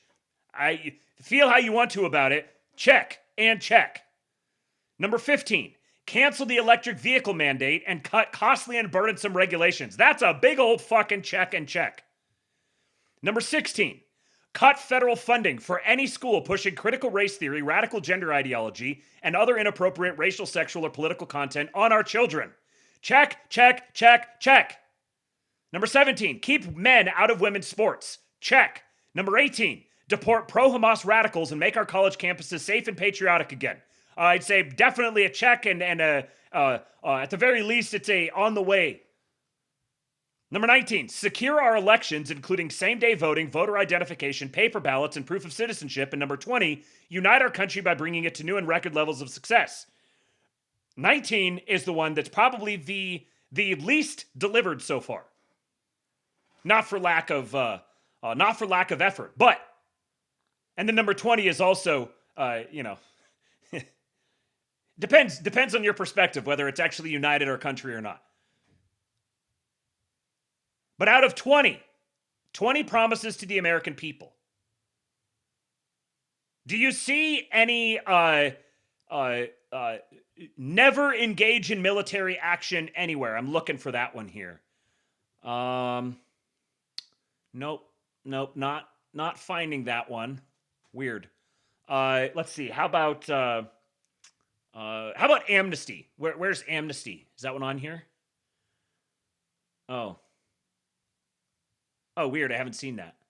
What about mass dump every single file that the government has with respect to Jeffrey Epstein? Is that one on here? Oh, weird. I was told that was a specific campaign promise. But here on this document that was helpfully created containing the 20 promises to the American people, the Agenda 47, the document outlining his campaign promises, curiously, mass dump child porn on the internet isn't here. Very strange. Huh. How about arrest every single Democrat? Well, kind of by proxy, some of these are, but yeah, I'm not seeing that one either. Weird. Yeah, never use power ever. Yeah, I don't see that one either, Zoomer Dylan. When I say I've gotten what I voted for, and then some, I'm referring to this list. This is the list that I voted for. Yeah, I happen to be an educated voter. I was well aware of this list. We talked about this list multiple times on the show leading up to the election. This is what people voted for. When they voted for MAGA, this is what they voted for. And we have gotten it in spades, with much, much more to come. I'll drop this link here in the chat. It'll also be on the Substack later on, along with all of the other links that I've gone through today. If you're watching somewhere else, shout out to our Rumble Patriots over there. I do invite you to come over to Kick and watch. It can be a little can be a little janky sometimes, but that's where the chat is really popping, as you can see on the screen. Let's see, where are we at? We're at 328. So 70. So one $88 tip would get us over the limit here and would ensure that I stay on to watch the video about why America's geography is unfair. So you've got a few more minutes to make that happen. In those minutes, I am going to be reading you this. So Geiger Capital, another one of these accounts that's prone to doing the whole like melting plastic bags in the bathtub act. In just over a year, Trump has completely blown the Gen Z conservative support. In the 2024 presidential election, ages 18 to 22 were R+2, ages 23 to 29 were D+6. Now in the 2026 generic ballot. Perfect gift. Money. Christ is risen. HBD Amy. Thank you, Hessian Beard. HBD indeed. Thank you, sir. I appreciate you. I happen to be a big fan of the. I was gonna say a big fan of HBD. Not so much a big fan of HBD itself, but it's a subject that I find interesting. Thank you, Hessian. So the 2026 generic ballot, the 18 to 22s are D+23, and the 23 to 28s are D+30. Historic political capital squandered. Now, first of all, I just got to say, he didn't include the rates at which these ages of people vote, but fortunately for us, America First Insight, another must-follow account here. Some of our great True Sting Patriot posters who actually do really good work on tracking elections and candidates, rating candidates. Very, very good posters. America First Insight says people completely misunderstand what that shift in 2024 was done by. There was no universe Trump kept this coalition around while governing. Because that's the thing. Like, you can get the coalition at election time, but then you actually have to govern. And Trump has actually said this on numerous different issues. He said, yeah, like these things may be unpopular, but I've got to do what's right. The man got shot in the head. And he says, I sincerely believe that God preserved my life so that I could make America great again. Some of the things that I do to make America great again are not going to be popular while I'm doing them, but I have to do them anyways. That is a very good thing to have. To have a president who's willing to do the unpopular things. So America First Insight wrote an article about this. The Trump Youth Coalition, where does it go from here? In the aftermath of the 2024 election, a dominant narrative emerged. Donald Trump had made major gains with young voters, often followed by discussion of a potential realignment as this historically Democratic group shifted to the right. Commentators and influencers pointed to top-line numbers as key evidence of a changing generational coalition. That interpretation, while not entirely unfounded, is an incomplete reading of what occurred. A closer examination of the data suggests that the idea of a sustainable Trump youth coalition is overstated. The apparent gains among younger voters were uneven, subgroup dependent, and likely shaped by the specific circumstances of 2024 more than any durable shift. As such, much of this support is unlikely to be retained by Republicans. I mean, part of this is like midterms. Historically, midterms do not favor the incumbent administration, the present administration. They almost always go against them. There's been a few instances where that has not been the case. TBD whether that is the case in this upcoming midterms. But part of that is because turnout is lower for midterms than it is for a general. And the people who tend to actually vote are the ones who are very high civic responsibility, which is going to be like boomers and urban libs. Those tend to be the most high propensity voting demographics. They're the ones who vote the most consistently, so they're the ones who show up. So the midterms. Come the crystals for the coal, haters are bound for the hole. 10,000 years for these haters, smooth and brown, like potaters. Oh, now we're getting poetry in the tip jar. I like it, Nematoder. Smooth and brown like potatoes. Potatoes. We're getting close. $37.36. We're almost there. So the midterms are lower turnout, and that is...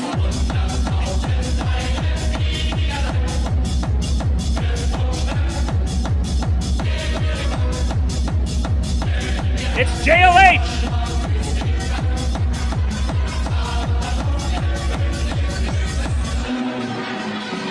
Let's pay the man so we can watch him keep talking. Thank you, JLH. I like that idea. We're down to 760 left. We're so close. So close. But by the way, I saw your message, and I'm going to get back to you here as soon as the show is done. I appreciate you, sir. So you got more unlikely voters. They're just unlikely to turn out in the first place. And the youth vote is also much less likely to vote just in general, and especially on non-generals, like on midterms. So the problem with top-line numbers. Much of the confusion surrounding Trump's youth performance comes from a misunderstanding of aggregate statistics. While it is true that Trump improved his overall share of the 18 to 29 vote compared to 2020, the top-line figure masks significant internal divergence. You have to go down into the crosstabs, all the different breakdowns by gender, by race, by age, etc. Married, single. Among white voters aged 18 to 29, Trump's support did not improve and instead declined modestly. He went from roughly 54% of their vote in 2020 to about 49% in 2024. This change was largely driven by losses among white women in this age group. So he actually lost white voters 18 to 29, which would be like basically Zoomers. You technically make an argument, maybe millennials, but basically Zoomers. So white female Zoomers. I wonder why that would be. Perhaps because white female Zoomers had the opportunity to vote for the magical black woman. In 2020, you remember the what was it called? The Kamala nomenon. The TikTok viewers really liked the Kamala dances. In 2020, Trump narrowly won white women aged 18 to 29 by around 4 points. By 2024, he lost them by a clear margin, losing them by 10. Meanwhile, support among white men in the same age range remained largely stable, moving only slightly and likely within the range of statistical variation going from 54 to 53. So white male Zoomers in 2024 are basically stayed the same. And it's also worth remembering that for each of these age brackets, it's not you're not polling the same people. Democrats are Babylonian hellspawn. So true, Living Dead. Democrats are Babylonian hellspawn. We've hit the goal. Thank you, my friend. I appreciate you. Someone is going to be winning some money tonight, and I will stick around and watch the video as soon as I finish this and take a quick little, what did Mir and Chuck say yesterday? A little TT break. Got to do a little TT. By the way, I think I forgot to shout it out at the top of the show, but Jason is back. He did a stream last night. He's planning on doing one tonight, I believe. He said he was, and I got to say I appreciated, it just from one streamer to another, I appreciated seeing that he started streaming and immediately had audio problems. Welcome back, Jason. Welcome back. By contrast, much of the aggregate improvement came from minority voters. Within the 18 to 29 group, Hispanic voters, particularly men, were a major driver of the shift. This creates the appearance of a uniform movement when the underlying reality is more fragmented. Different subgroups moved in different directions, raising an important question about whether these voters can realistically remain part of the same coalition. Young white voters and minority youth voters often hold different views on key issues, including immigration and enforcement. This tension suggests that the gains seen in 2024 may reflect a temporary alignment rather than a stable coalition built on shared priorities. And I just got to pause here to point out the deep irony of a particular demographic who will, on one hand, shriek and wail about how Trump is costing himself the midterms by doing bad things that make me mad, while also being like, no, don't Hispander. Don't pander to the minorities, pander to the whites. So like which is it? Is it bad if he costs himself votes in the midterms by doing things? Or is it bad if he acquires votes from wherever he can get them? Which, like, make this make sense for me. So who actually turned out? It's important to understand that the Trump coalition itself was not especially young. Despite the attention given to youth trends, Trump's electoral base in 2024 remained heavily reliant on older voters. In fact, it was the oldest coalition he has assembled. Fuck the boomers, though, right? Kill all boomers. Like, is that what we're supposed to believe? I probably just totally screwed myself on YouTube by saying that, because YouTube won't understand. That's what I'm led to believe is like we just need TBD, and we also need to we need to win the midterms, but we also need TBD. Again, these are just like emotional lash outs. These aren't thoughtful considerations of rational, sensible people. Data from sources such as the Pew Research Center and exit polls consistently show that voters aged 45 and above made up a disproportionate share of his support. Here's the percent of Trump's coalition broken down by age. The red here is 18 to 44. The blue is 45 and up. Or I guess purple, whatever it is. So in 2016, the 45 and up was 64.15% of his coalition. In 2020, it was 65.26%, and in 2024, it was 66.71%.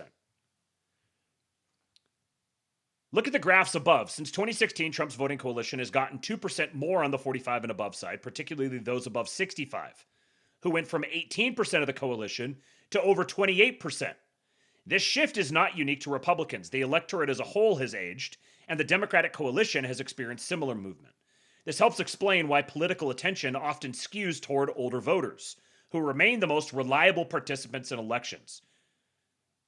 So this is like, completely honestly, this is a difficult balance. The most reliable participants in elections are older voters. So you want to make sure that you keep the older voters on side. But the younger ones, who are not reliable participants in elections, cannot be depended upon. They're flaky. They're the ones who tend to be the loudest on social media. They're the ones who create the most noise, demanding attention. Notice me, senpai. Do something for me. So you have to balance this, like maintaining a political coalition and winning elections with it is extremely difficult. You have to balance these competing interests. Anti-incumbency, not realignment. If the gains among younger voters were not driven by a unified ideological shift, then what explains the outcome in 2024? The more plausible explanation is the broader political environment. Periods of dissatisfaction tend to produce larger swings among younger voters, who generally exhibit lower levels of long-term partisan loyalty. Economic concerns, frustration with current leadership, and general political fatigue can all contribute to movement within this group. And one thing that gets lost, I think, in election analysis like this is often people try to produce ideological explanations for it, but you don't get lots of iterations of the same election. You get one iteration of it. So candidate quality matters a lot. In 2024, Trump was going up against a uniquely repellent candidate. And the vast majority of the population are flaky, like flaky single issue voters. They're just going to vote on something, that thing, and they're going to decide the day before. My friend likes this person. I think he's hot. He said he had that one clip that made me laugh. Like, those are the sorts of things that are going to motivate a lot of people's voting decisions. Younger voters are less ideologically anchored and more reactive to immediate conditions. Their preferences can shift quickly from one election cycle to the next. Historical patterns support this. Millennials, for example, were once viewed as a strongly democratic generation, often voting by large margins. Over time, that margin narrowed as the cohort aged and its political identity became more defined. As a result, gains among younger voters are often temporary. They reflect conditions at a given moment rather than a lasting shift. This makes it difficult for either party to rely on them as a stable base of support. Now he kind of repeated himself here. He needed to do one last run through and edit because he said some things and then fleshed them out and didn't. So he kind of repeats himself here. Historical patterns support this. Millennials, for example, were once viewed as a strongly Democratic generation, often voting by large margins. During the Obama era, there was widespread discussion that millennials would lock in a long-term Democratic advantage, with Barack Obama benefiting heavily from overwhelming youth support in both 2008 and 2012. At the time, this was often interpreted as the beginning of a durable generational realignment. However, over time, that margin narrowed as the cohort aged and its political identity became more defined. Millennials moved from roughly a D plus 30 advantage to a much smaller Democratic lean, closer to D plus 5 in many modern estimates.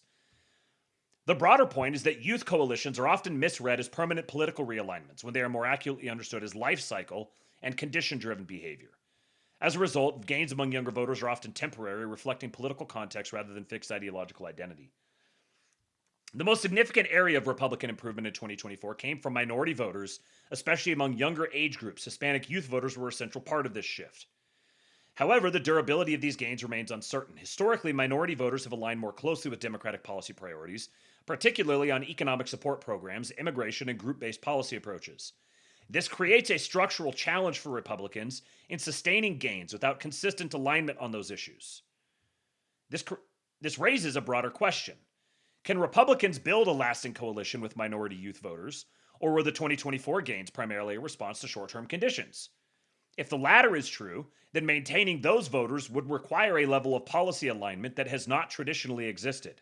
In other words, Republicans have not traditionally pandered in terms of policy, have not traditionally been able to align their policies with minority youth voters.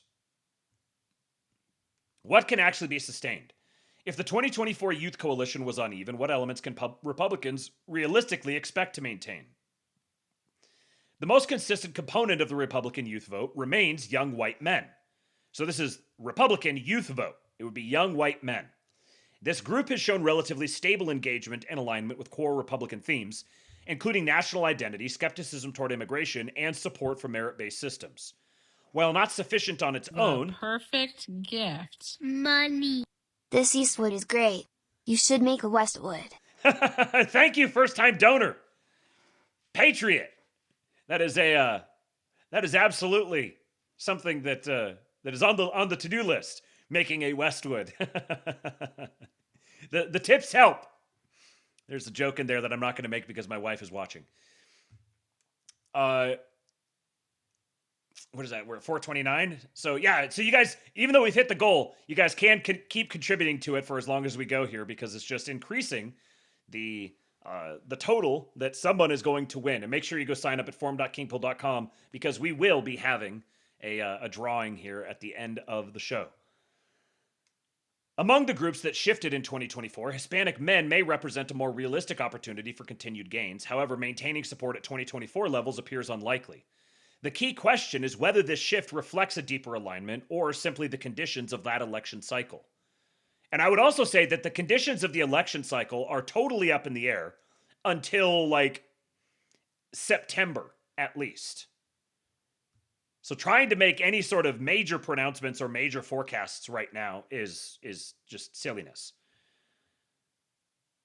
Other groups, including Black and Asian voters, as well as women within these demographics, are likely to be more difficult to retain. Their movement in 2024 may have been influenced more by immediate political factors than by long-term alignment with Republican Party priorities. So the conclusion: the narrative of a rising Trump youth coalition is built on an unstable reading of the data.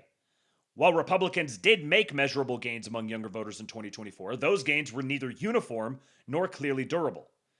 Rather than representing a generational realignment, the evidence points to a conditional shift shaped by the specific political environment of that election. The central challenge is not whether these voters can be won again, but whether they can be held as part of a stable governing coalition. There's an electoral coalition and there's a governing coalition. The evidence suggests this is unlikely. Governing imposes far greater and more sustained demands than campaigning, and coalitions that form under electoral conditions often fracture when exposed to the realities of governance and policy trade-offs. So I would expect just given how extremely online young people are, the way that narratives have proliferated, like as of right now, if the election was held right now, I would expect that Trump's share of, obviously midterms are not voting for Trump, but using him as a proxy, that that Trump's share of older voters is probably going to increase even more. And by older, I mean like 40 and over. The older people who are going to be more substantially directly impacted and recognize some of the wisdom and the sorts of things that are being maintained. They've also got experience in watching the trajectory of the Democrat Party.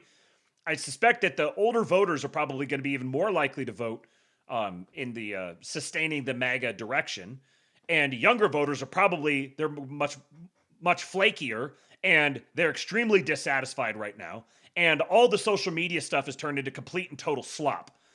So I would expect that younger voters are probably going to either just not vote at all or vote less Republican. And older voters are probably going to be more likely to vote, and they're going to be more likely to vote Republican. And the question is going to be, how do those offset?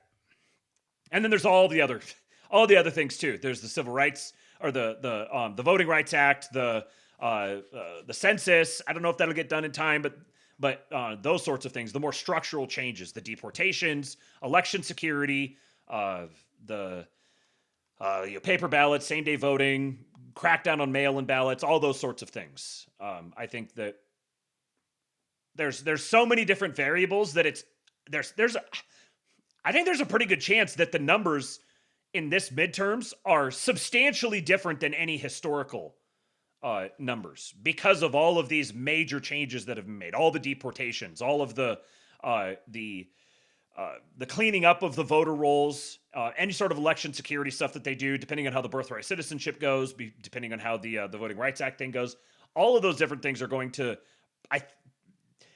in theory, they would substantially change the electorate. So there's a possibility that a narrative emerges after this election that's like, wow, look how substantially everything changed. We're in a whole new environment. Would not surprise me at all. All right. I'm going to give you guys a little bit of leftist ass eating, and when I get back, we are going to watch this video on why America's geography is unfair. And then we are going to do a drawing, and someone is going to win 10% of whatever the total tip goal is by the end of the day. So I'll be right back. Your leftist ass like corn on the cob. I'm ready. I will eat your ass. Your leftist ass like corn on the cob. I'm ready. I will eat you. I will eat your ass. My children aren't going hungry. I'll do it. I'll drink your blood. And I'm starting to think about having to eat my neighbors. You think I like sizing up? I'm gonna haul him up back chain. Chop his ass up, size it up. I'm gonna haul him up that chain. Chop, chop, chop, chop. I will eat your leftist ass like corn on the cob. I'm ready. I will eat your ass. I will eat your leftist ass like corn on the cob. I'm ready. I will eat you. I will eat your ass. I'll barbecue your ass flat. I will cook your ass up so fast, and I'll tell them, well, I killed a cow out back, baby. You think Christ would eat somebody? He would never do that. I will. I'm ready to hang them up, gut them and skin them and chop them up. You know what? I'm ready. I will eat your leftist ass like corn on the cob. I'm ready. I will eat your ass. I will eat your leftist ass like corn on the cob. I'm ready. I will eat you. I will eat your ass. I will eat your leftist ass like corn on the cob. I'm ready. I will eat your ass. I will eat your leftist ass like corn on the cob. I'm ready. I will eat you. I will eat your ass. That's why I want the globalists to know. I will eat your ass first. I swear to God, if it's the last thing I do, I'm going to get my hands around your throat. All right, we are back. Let me just double check real quick and make sure that there's nothing that came through Ko-fi that didn't actually pass through. Nope, all looks good. All right. So, as I said earlier about this video, you'll have to forgive a little bit of shit libbery about like indigenous peoples and genocide and such things. But he's got some interesting insights on the particular geography of the Appalachian Mountains and how it shaped the emerging polity and the ethnos of the American species, the American race. So here we go. This is geography by Geoff. Why America's geography is unfair. Were viewed as a curse. They were a rugged.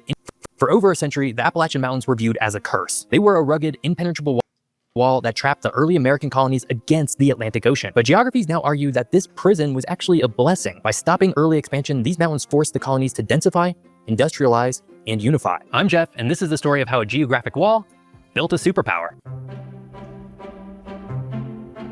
Before we can understand how this massive geologic barrier forged a country, we have to first understand the wall itself. What exactly are the Appalachian Mountains? To look at them on a standard topographic map today, they don't actually seem all that intimidating. Stretching for roughly 1,500 miles from the island of Newfoundland in Canada, all the way down to central Alabama in the United States, the Appalachians are a sprawling, massive system of mountain ranges. And I don't know if I realized that the Appalachians went as far south as central Alabama. unlike the jagged, snow-capped dramatic peaks of the Rocky Mountains out west, the Appalachians are draped in lush, dense, green forests. They are famously rounded and rolling, and they rarely exceed 6,000 feet in elevation. In fact, Mount Mitchell in North Carolina takes the crown as the highest peak at just 6,684 feet. So if you're in the King Pilled voice chat, you're well aware of this. We've hashed this out multiple times. But coming from the West Coast, he's going to talk about the West Coast peaks here in just a second. Coming from the West Coast, I've always had to chuckle when people from the East Coast talk about the Appalachian Mountains. Some of this is just, I don't know, like West Coast nativism, West Coast jingoism maybe. But the Appalachian Mountains and the Cascades and the Rockies are in completely different categories from one another. And growing up, living in the shadow of the types of peaks that are on the West Coast, and then going out to the East Coast, I was like, wait a second, mountains? These look like foothills to me. Mount Mitchell in North Carolina takes the crown as the highest peak at just 6,684 feet. For context, the state of Colorado alone has over 50 peaks that double that height. So, if they aren't dizzyingly high, why were they such a formidable wall for so long? The answer lies in their unique layout. Now, this is what I found very interesting.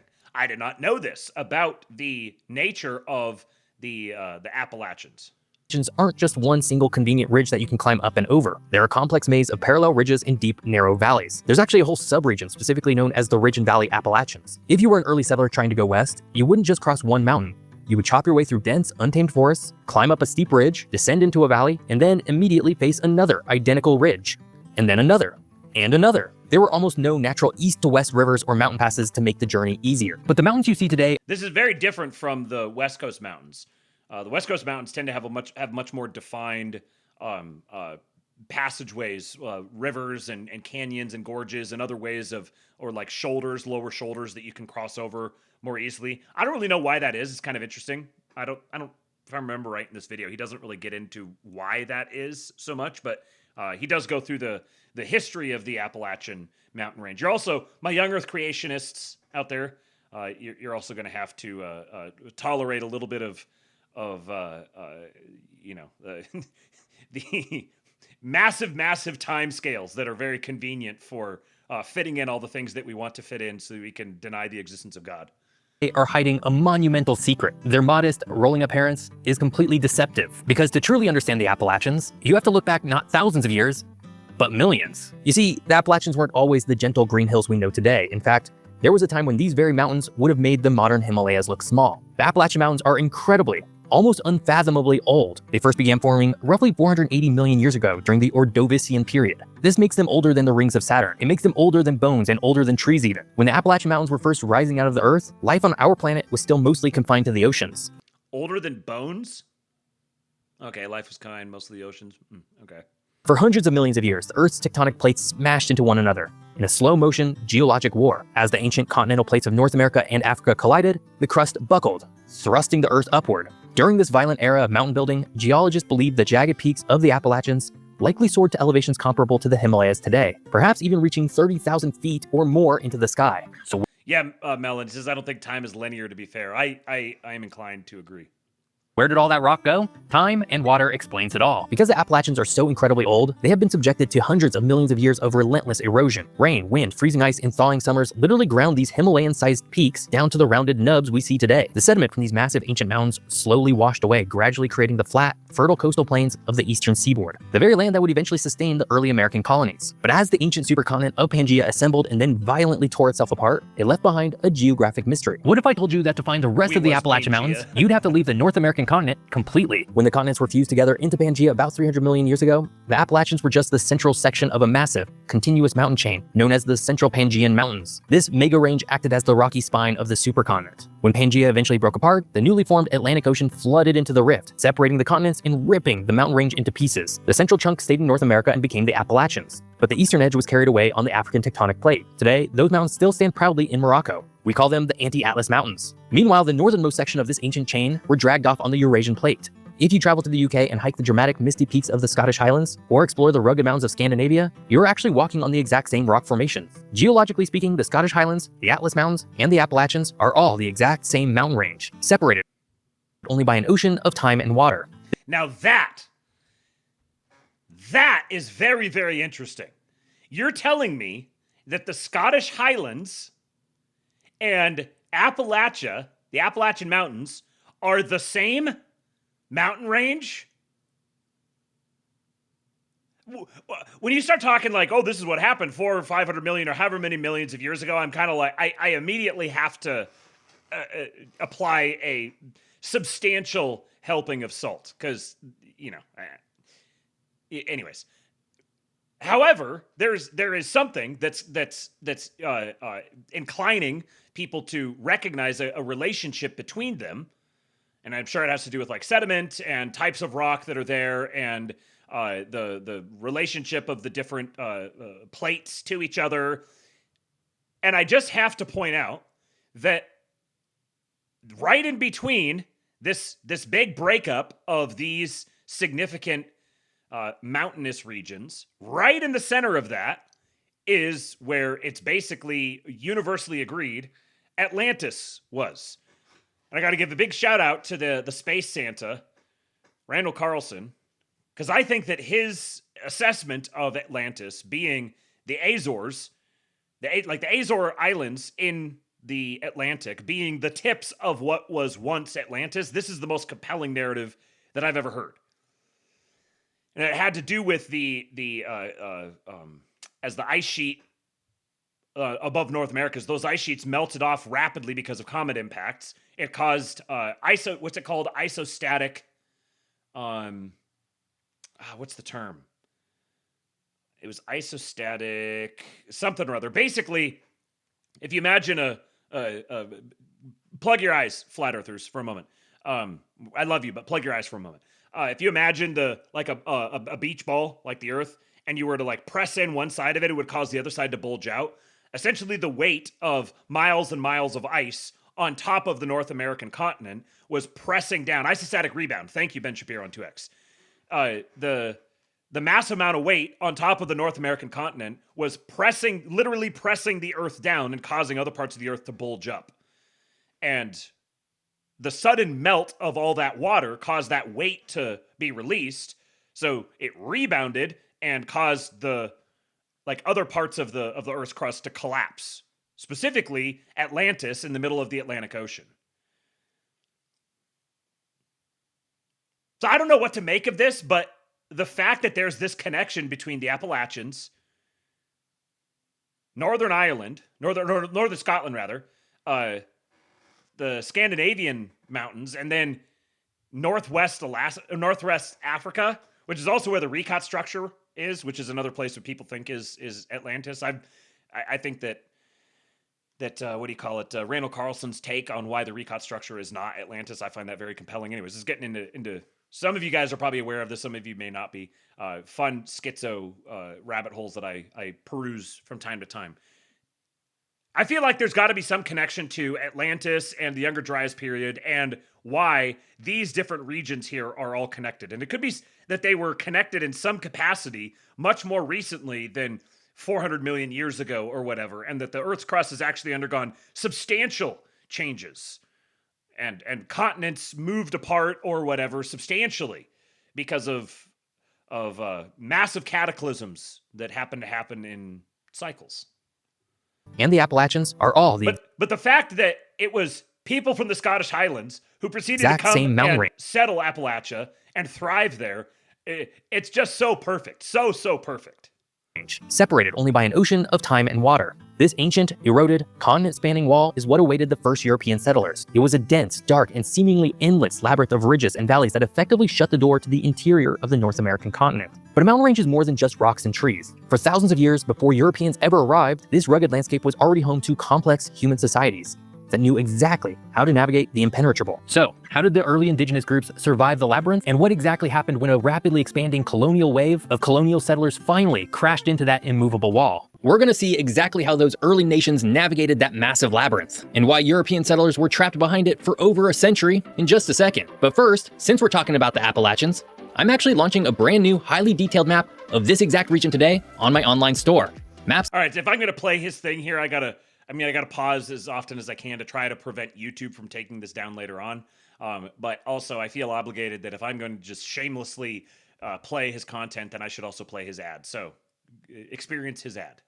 Maps by Jeff. In the past, managing the e-commerce side of Maps by Jeff felt like crashing into my own immovable wall. But not anymore, thanks to today's sponsor, Odoo. Odoo is an all-in-one management software that brings all of your business applications together into a single, centralized platform. Instead of juggling external tools, Odoo's applications are fully integrated and communicate seamlessly with each other. For example, when someone buys this new Appalachian map from my store, that sale is linked directly into my accounting and inventory management. It automatically updates everything in real time, preventing errors and eliminating the need for manual data entry. The user interface is incredibly simple and intuitive, making it easy to automate repetitive tasks so I can focus on the work that actually matters, like researching these videos and designing new maps. Plus, it's completely scalable. As my store grows, I can easily add new applications to fit my needs. And Odoo even automatically adjusts for local taxes, currencies, and regulations. And the best part is, the value. The first Odoo application, like their e-commerce app, is free for life, which includes unlimited hosting and support. And if you want to expand and use the rest of their suite,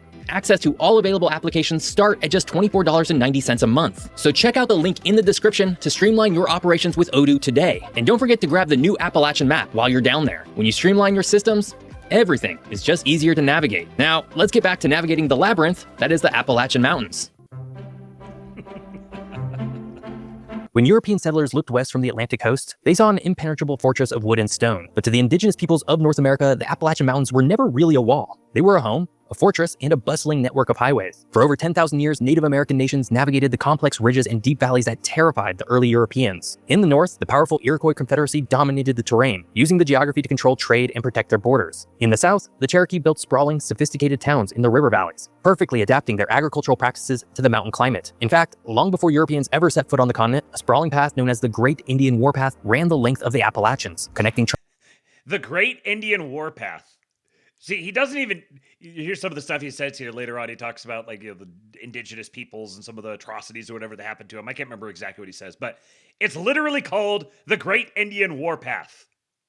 Tribes from modern-day New York all the way to Alabama. But in the 17th century, a new force arrived on the eastern shores of the continent, and the balance of the mountains was about to be shattered. When the first English colonists established Jamestown in 1607 and Plymouth in 1620, they clung tightly to the Atlantic coastal plain. For the first century and a half of American colonial history, European settlement barely pushed inland. Why? Because geography dictated their limits. The early colonies relied heavily on navigable rivers to transport goods like tobacco and timber back to Europe. But just a few dozen miles inland, the coastal rivers hit something called the fall line, a geographic boundary where the soft, flat sediment of the coast meets the hard bedrock of the Piedmont region, creating waterfalls and rapids that both simply couldn't pass. Beyond the fall line loomed the blue, hazy ridges of the Appalachians. To the British Crown, this geographic barrier was incredibly convenient. In fact, after the French and Indian War, the British government issued the Royal Proclamation of 1763. This law literally drew a line down the crest of the Appalachian Mountains and made it strictly illegal for colonists to settle west of it. The British I actually found it a little impressive, I suppose, that he just said it. Yeah, that's right. The line of proclamation, it was literally illegal for the colonists to cross over. wanted to keep the colonists neatly penned against the coast where they could be easily taxed, governed, and controlled, while leaving the deep interior to their Native American allies. But a geographic wall and a political line were no match for the desire for more land. By the mid-1700s, the American colonies were experiencing a massive population boom. Coastal farmlands were becoming exhausted, and a new generation of Americans were desperate for land, and so they looked west. They knew vast, fertile plains existed on the other side of the mountains, but every attempt to cross with wagons, livestock, and families was thwarted by the endless, brutal ridges of the Appalachians. It's fascinating to imagine what it would have been like to conceive of America as being this small, narrow band of land here. And then the rest of this is all just like an untapped wilderness, essentially. Full of like hostels and foreign armies or bands of savages or whatever. Like we can hardly even conceive of that today, when we have this entire continent and it's all mapped out and you could go on Google Maps and go street view all over the entire thing. It's fully developed and everything. You can't even imagine what it would have been like for the American psychology originally to have this here be America. To cross with wagons, livestock, and families was thwarted by the endless, brutal ridges of the Appalachians. Yeah, Dave, west is here be dragons. And there's something that does to the psychology of a people when it's like there's this frontier out there full of dragons that has to be conquered, particularly to the American psychology, which is kind of something he gets into here. So, how do you cross an uncrossable mountain range? Well, you don't climb over it. You just gotta find the crack where you can squeeze through. Deep in the intersection of modern-day Kentucky, Virginia, and Tennessee, geography had provided a miraculous loophole. Millions of years ago, a meteorite strike weakened the bedrock in a specific area of the mountains. Over countless millennia, a river carved through this weakened rock, leaving behind a deep V-shaped notch in an otherwise solid ridge. This... He says geology provided this pathway through. I would like to say this was the providence of the Almighty. He sent a comet directly here, an asteroid or whatever. He went boop and he touched America right here, precisely so it could be unlocked at in just the right way, just the right time, for the betterment of the American nation, because God loves America. Is the Cumberland Gap. While indigenous people had used this gap for centuries, it wasn't until 1750 that a colonial explorer named Dr. Thomas Walker documented it for the Europeans. But the man who blew the doors wide open was a frontiersman named Daniel Boone. In 1775, Boone and a team of axemen hacked a 200-mile trail through the Cumberland Gap, creating the Wilderness Road. It was far from a modern highway, though. Hacking a 200-mile trail. How's that for a formative experience for a young man? Yes, Funny Milk says God threw a rock in America for this specific purpose. Right. It was millions of years ago, but God's like, you guys are going to want this someday. So, bonk. If Jason was here right now, he'd be saying something about Ellen White getting bonked in the nose by a rock. The Wilderness Road was a brutal, steep, muddy, and dangerous path. Wagons frequently shattered, pack animals died, and violent clashes with the Cherokee and Shawnee, who were desperately trying to defend their ancestral lands from this sudden invasion, were a constant reality. The conquering of the Appalachians was not a peaceful expansion. It was a devastating displacement of the indigenous population who had thrived there for thousands of years. Yet, despite the extreme... They thrived there and created war paths.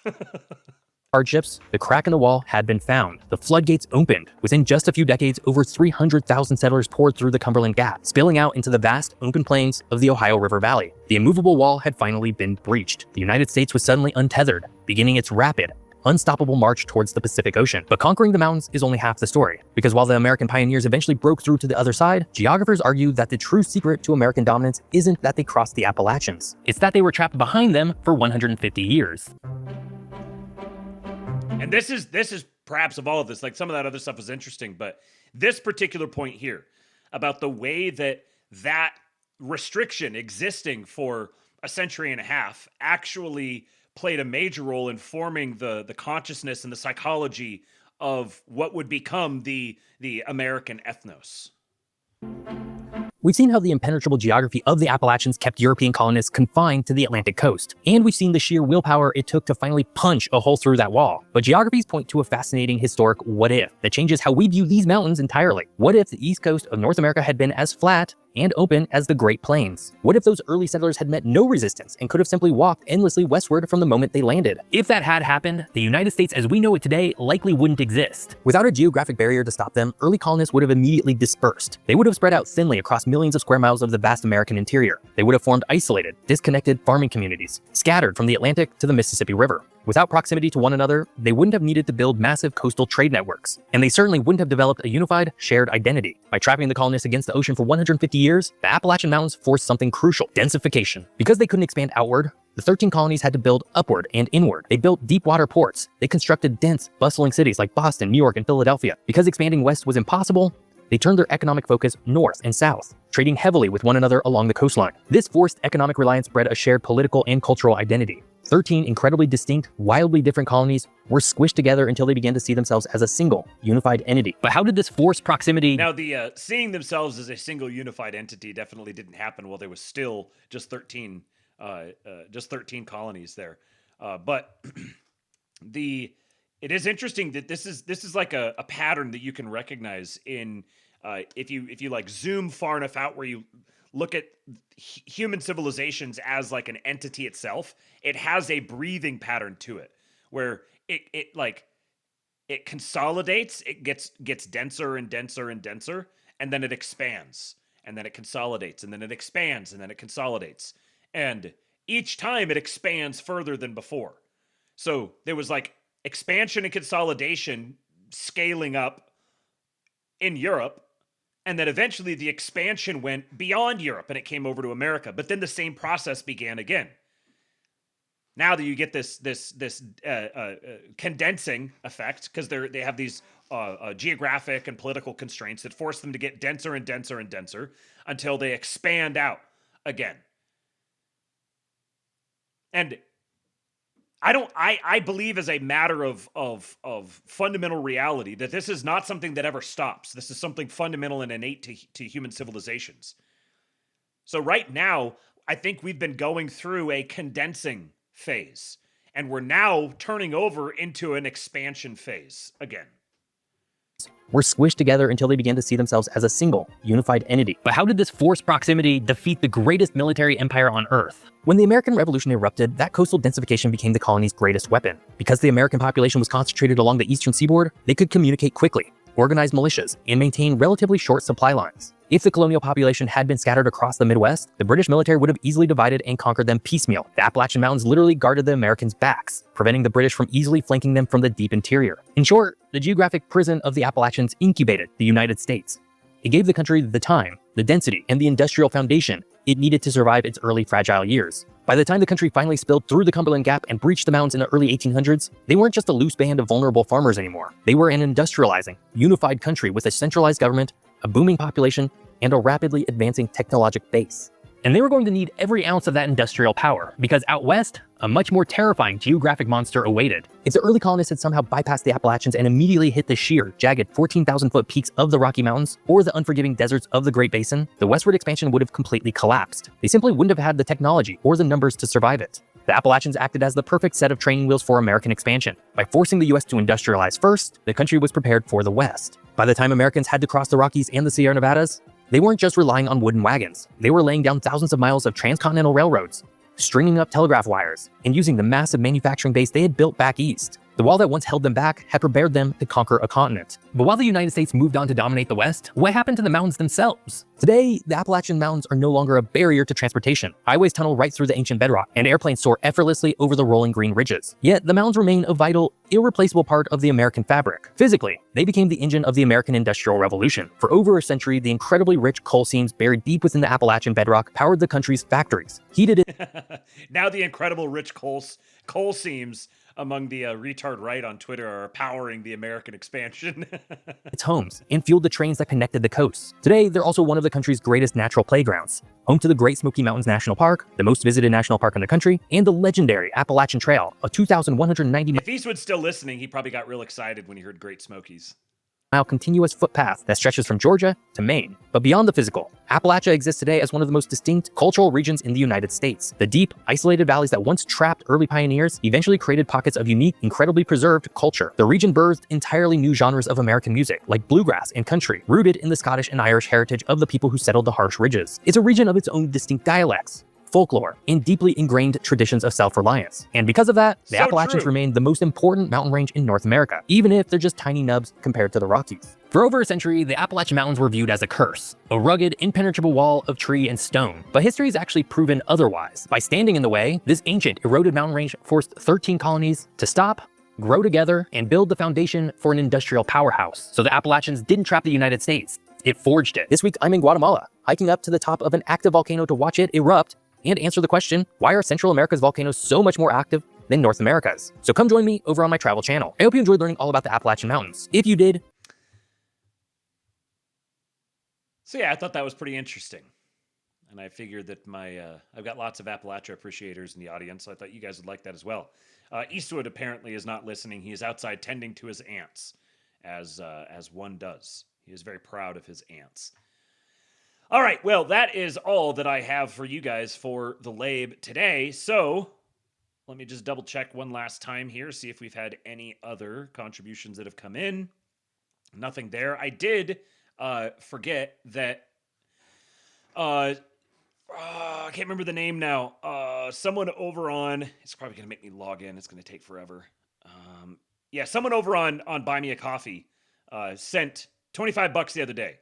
Deeply appreciated. I can't remember your name, and it's going to take me forever to log in because I got to get a code and email and all that sort of stuff. But $25 came through for that. I forgot to add it in. So our total today is actually $455.